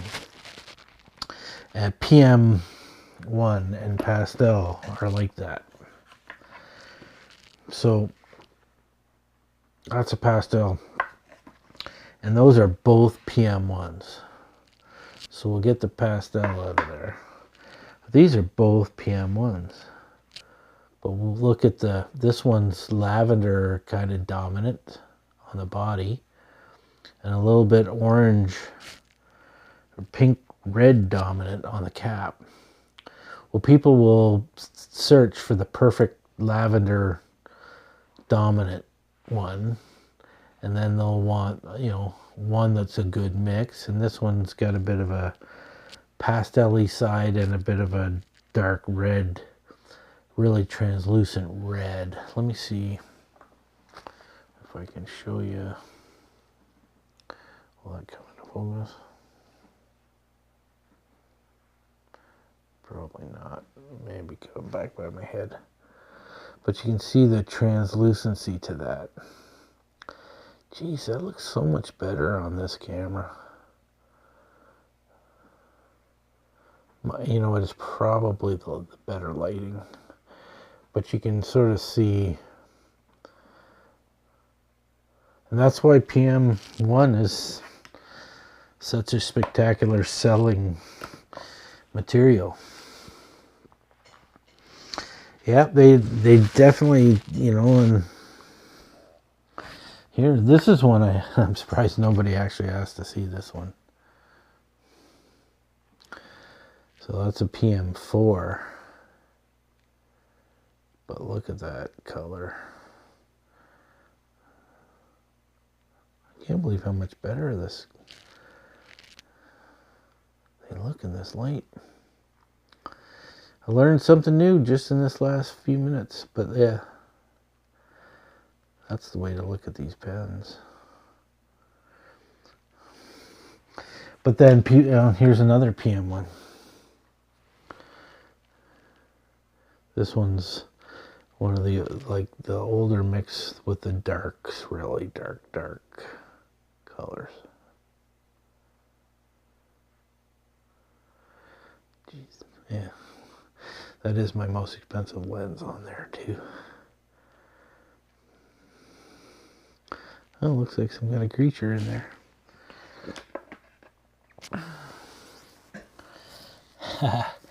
Alex, so yeah, that's the thing. Which PM though? Like which model, and then which dominant color in PM. Like I know somebody, I don't know if you see Pen World, but there was a couple of collectors in there a few months back and showed their PM1 collection. It's the only time I've ever been in Pen World, which was my pens were in Pen World because they were in their collections. It was never mentioned that they were my pens, but I've been in Pen World. Yeah, Alex, that's the thing. It's the same with people with pastels. Don't need to look at the top of my head. With pastels, the pastels while they were around, the PM4s, calico kois. Somebody will see something. It's usually that. Oh, I'll get that all the time. Somebody will say, "Oh, do you have a calico koi like this?" And I'm like, I don't know till I make the pen. Tilly, they're live now. You get early access by showing up at the stream, so you can go into there now, and till 11 o'clock tomorrow morning, the people from the stream have first dibs on the pens, and you use that discount code IPD20 to get 20% off all weekend. So that page, londonpenco.com/new, is live on the site right now, but it's password protected with the password Toronto in lowercase, and the discount is IPD20. Gets 20% off all weekend.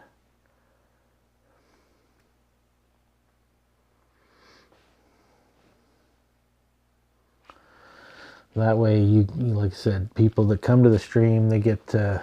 That's how I'm going to do them in the future. When I do pen releases, I'm going to do a live stream, and the people that come to the live stream will get early access. There won't always be a discount. That's for International Pen Day. They'll get first chance to go in and buy the new stuff.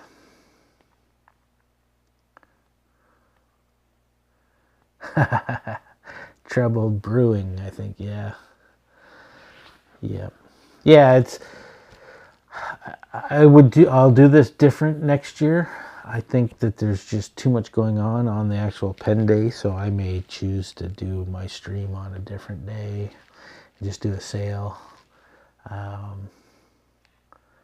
But yeah, no, it's good. I love getting the feedback from people to what they want to see, what materials they like. Any pen on the site, yeah, any pen, as many pens as you want. It applies all weekend.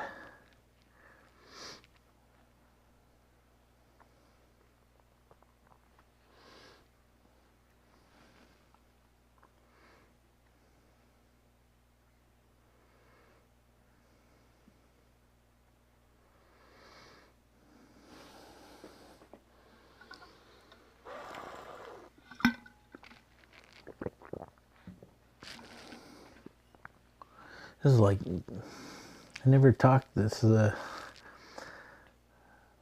much on a normal day, so I'm a bit dry.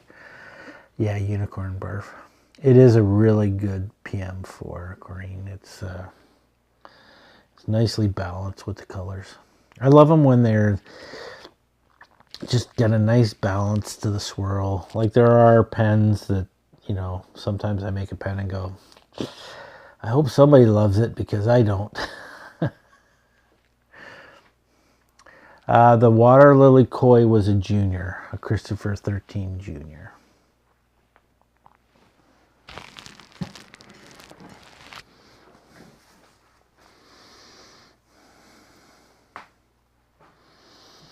The crazy thing, Phoebe, is that almost always somebody loves it. It might take doing a sale to get somebody to bite on some of those, what I call ugly ducklings, but somebody always wants them. There's just, somebody wants something that's unique. So like I had a calico koi that the whole body was almost all white, and it still sold.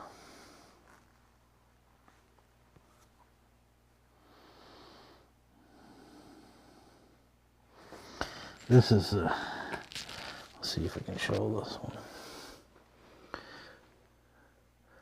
So that is Oil Slick, which is Diamond Cast's most popular one as well. Gotta hold it in front of my eyes. But that's definitely the way to see them. Somebody bought this one.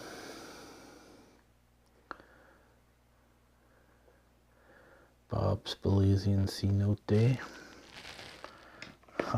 I quite like his berries and green. But again, they look so much better in the good light.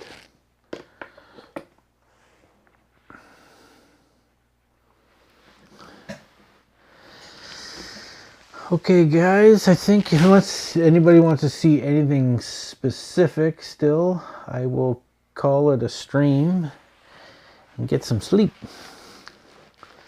I have to get some of these ready for shipping tomorrow. Haha. Somebody bought the siren. I knew somebody would buy the siren. It's a beautiful thing. I actually got to order some more from Tim. I think it's definitely a top seller.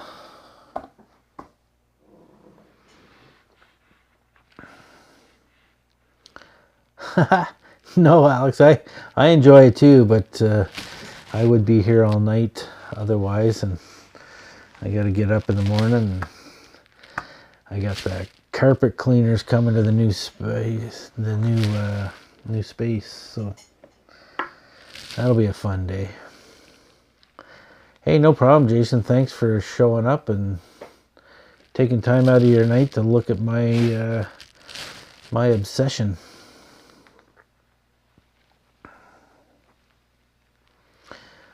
Hey, I'm actually coming to Australia in February. 2 weeks in Sydney and 2 weeks in Melbourne.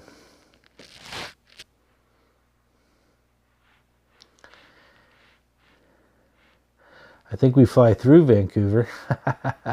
We do.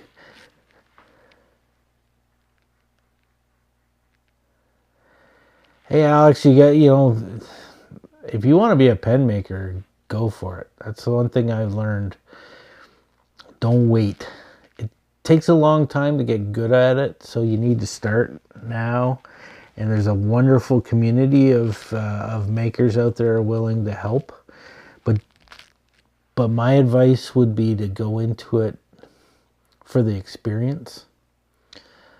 Don't go into it thinking that you're gonna, how do I say this? Don't go into it thinking that you're gonna make $1 million, because you're not. There's too many competitors out there, that sort of thing. But if you're going into it to figure out how to make them, and you will do well. Like, it's definitely the first hobby I've had that's paid for itself, and I've gone overboard now. It's pretty much a full-time job for me now. But if you get into it for the love of doing it, you'll really enjoy it. Thanks, Russell. I know. You know what? I know that, like, even on sale, one of my Nonas, that's a significant purchase, and I'm happy when people buy my pens. And I really, at the Toronto show, I knew I was doing well when somebody came up to me from last year and said, hey, I just wanted to thank you. I bought a pen from you last year and I use it all the time. That's what I want. I want to make pens that people use every day. I don't want them to sit, if people buy them and put them away and then use them occasionally and pull them out, like put them in the rotation, that's fine. But so the name, so Christopher is my father's name. He's the reason I got into fountain pens. I made kit pens for years. Like, I've made pens for 25 years. I started when I was 30.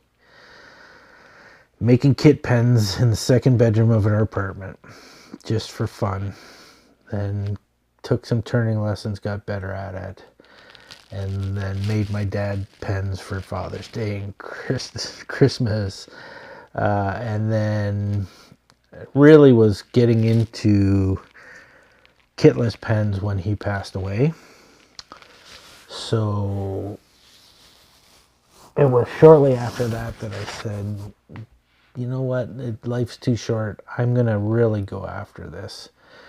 And got some decent machines, and that was in 2016. But it took me 3 years before I went to my first show. 3 years of learning, so. But that's what the Christopher is named for. That's why there's the Christopher 13, 14, 15, and Junior. The Nona 14 is just the Nona gone. It's a 9-sided polygon, or 9-sided, polygon. So I just said Nona, and 14 is the numbers are just relate to the size of the joint. So a Nona 14 is 14 millimeter cap to body joint. I want to get some bigger material and do a Nona 15 eventually. And then I might even try and do a Nona 13, but oh, Corrine, that's great. I haven't picked a Nona for myself yet. I've got a couple of 14s that I have. I think I have a couple of 13s. I have one really unique one that nobody's ever seen. So Nona is, I think, Italian for grandma, but it's just short for Nona gone. Because I think there's some other company out there that actually has something called the Nona gone. I didn't find about it till after. But the reason it's 9 sides is it's a triple start cap, and if it lines up every time because there's 9 sides. If it was 8 sides on a triple start, it would only line up in one place. So well, I'm not Italian, I'm English, so it would be Nana. Nana 14 for me.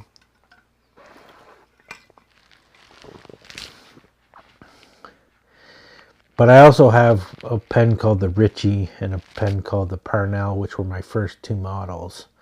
And those are named after the guys in the London pen club that really helped me learn more and more about pens and helped me through the design process. And the back and forth with them on,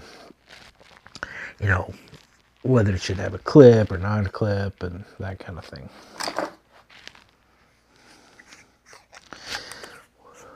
Alrighty. Oh. I'll show you something for the people that stayed.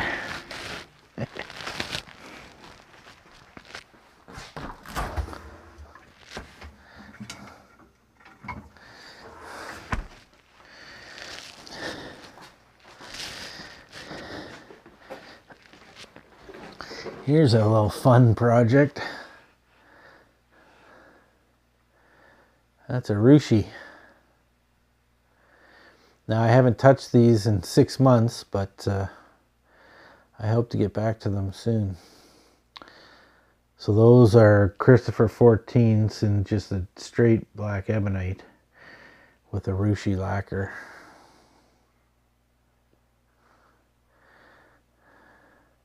Oh yeah, John Parnell, yeah.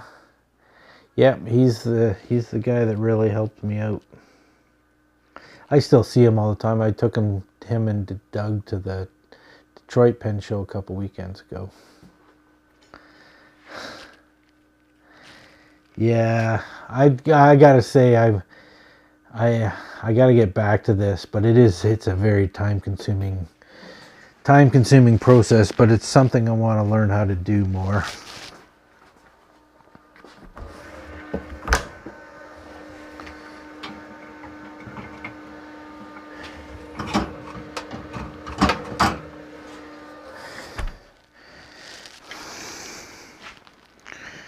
And then there's this. Somebody was asking me about metal pens. How about a metallic painted pen? So this is just an experiment.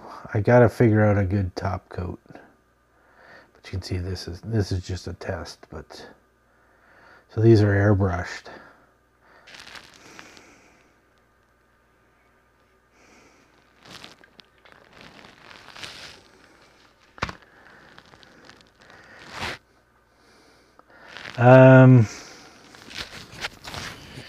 Why no clips? Because people don't want them. For every person that's ever asked me at a show for clips, there's been 10 people that said they don't want them.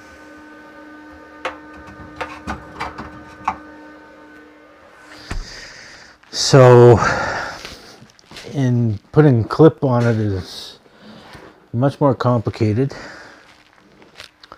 and if people don't want them, why too complicated?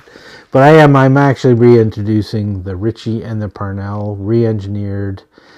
They had lots of little design flaws because I didn't know what I was doing, and I'm fixing those right now. In fact, next week I'll be redoing the cap of the Parnell.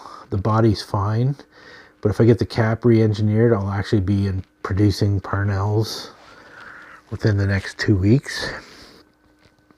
I just got to engineer the cap.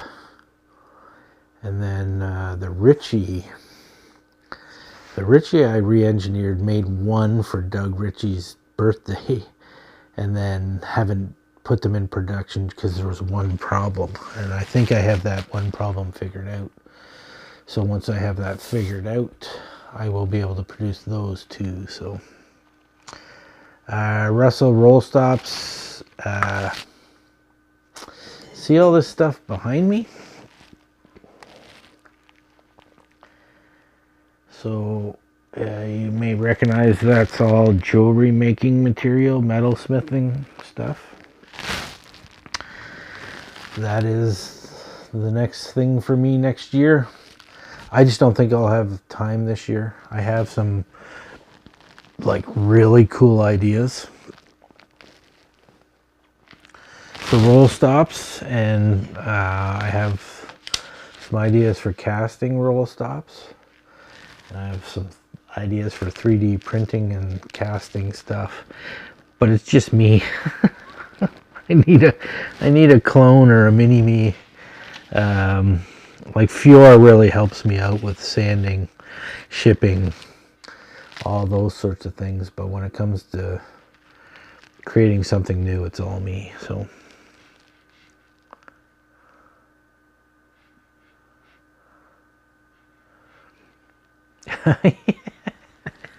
Yeah, I get it. It's, you know, I've just figured out I'm not going to. I'm just not going to argue with people anymore about it. I'm going to say, look, I'm sorry. I just, I don't. My pens don't post. My pens might not be for you, but that's fine. People will argue with you over it. And it's like, no, there's. I'm not Lammy. I can't have 55 different models of pens. It's just me. People are like, why don't you... This is my favorite one, is, well, why don't you make like a really cheap pen? And it's like, because the really cheap pen has to be sanded too. So why wouldn't I spend my time sanding a decent pen instead of trying to make $100 pen? It's still going to have... It's still going to have a proper, it's going to have a proper finish and stuff like that. So, that's why I don't do a cheap pen. But I want to do some cool stuff with metalwork. It's just learning the skills. Next year is going to be good because the move will be over. And when I get back from Australia in March, I'm going to have the whole year to experiment and play and do some really cool stuff.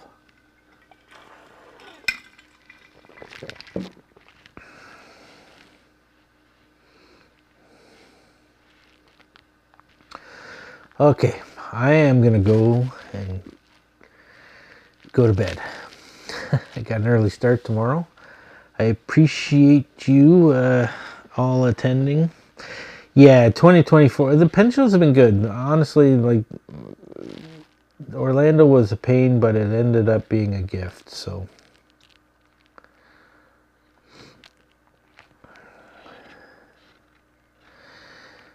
yeah. No, I'm next year for sure. I'm doing DC.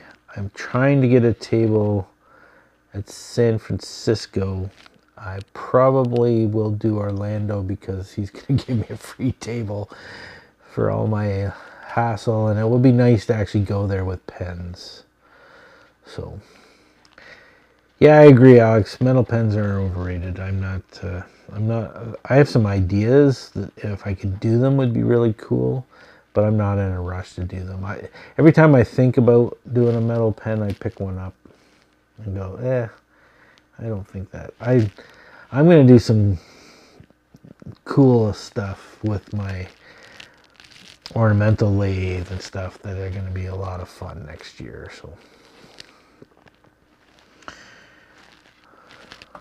all right, everybody, thanks for coming. I'm going to sign off now. Thanks for those of you that bought pens. Reach out if you have any questions.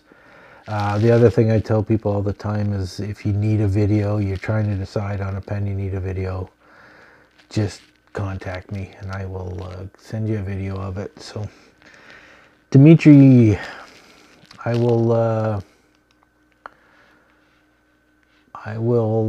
contact you. We'll figure out which of those best deals you want.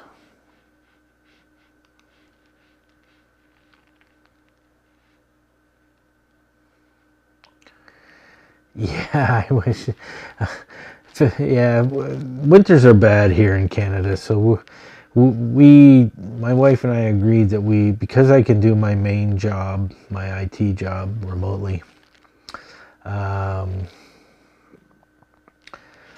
Here, I'll put it back up. Because I can do my IT job remotely, we decided we'd get away for the winter, so we're going to be gone every January and February. The code's IPD20.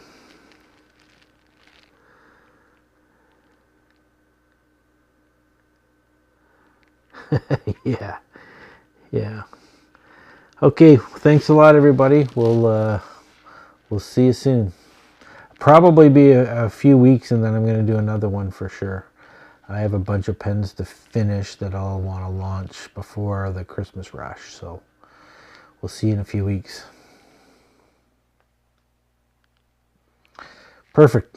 Yeah, like I said, use it. I will make that page live without a password tomorrow at 11, and announce the code to the general public at 11 tomorrow morning. So, thanks everybody, and happy shopping.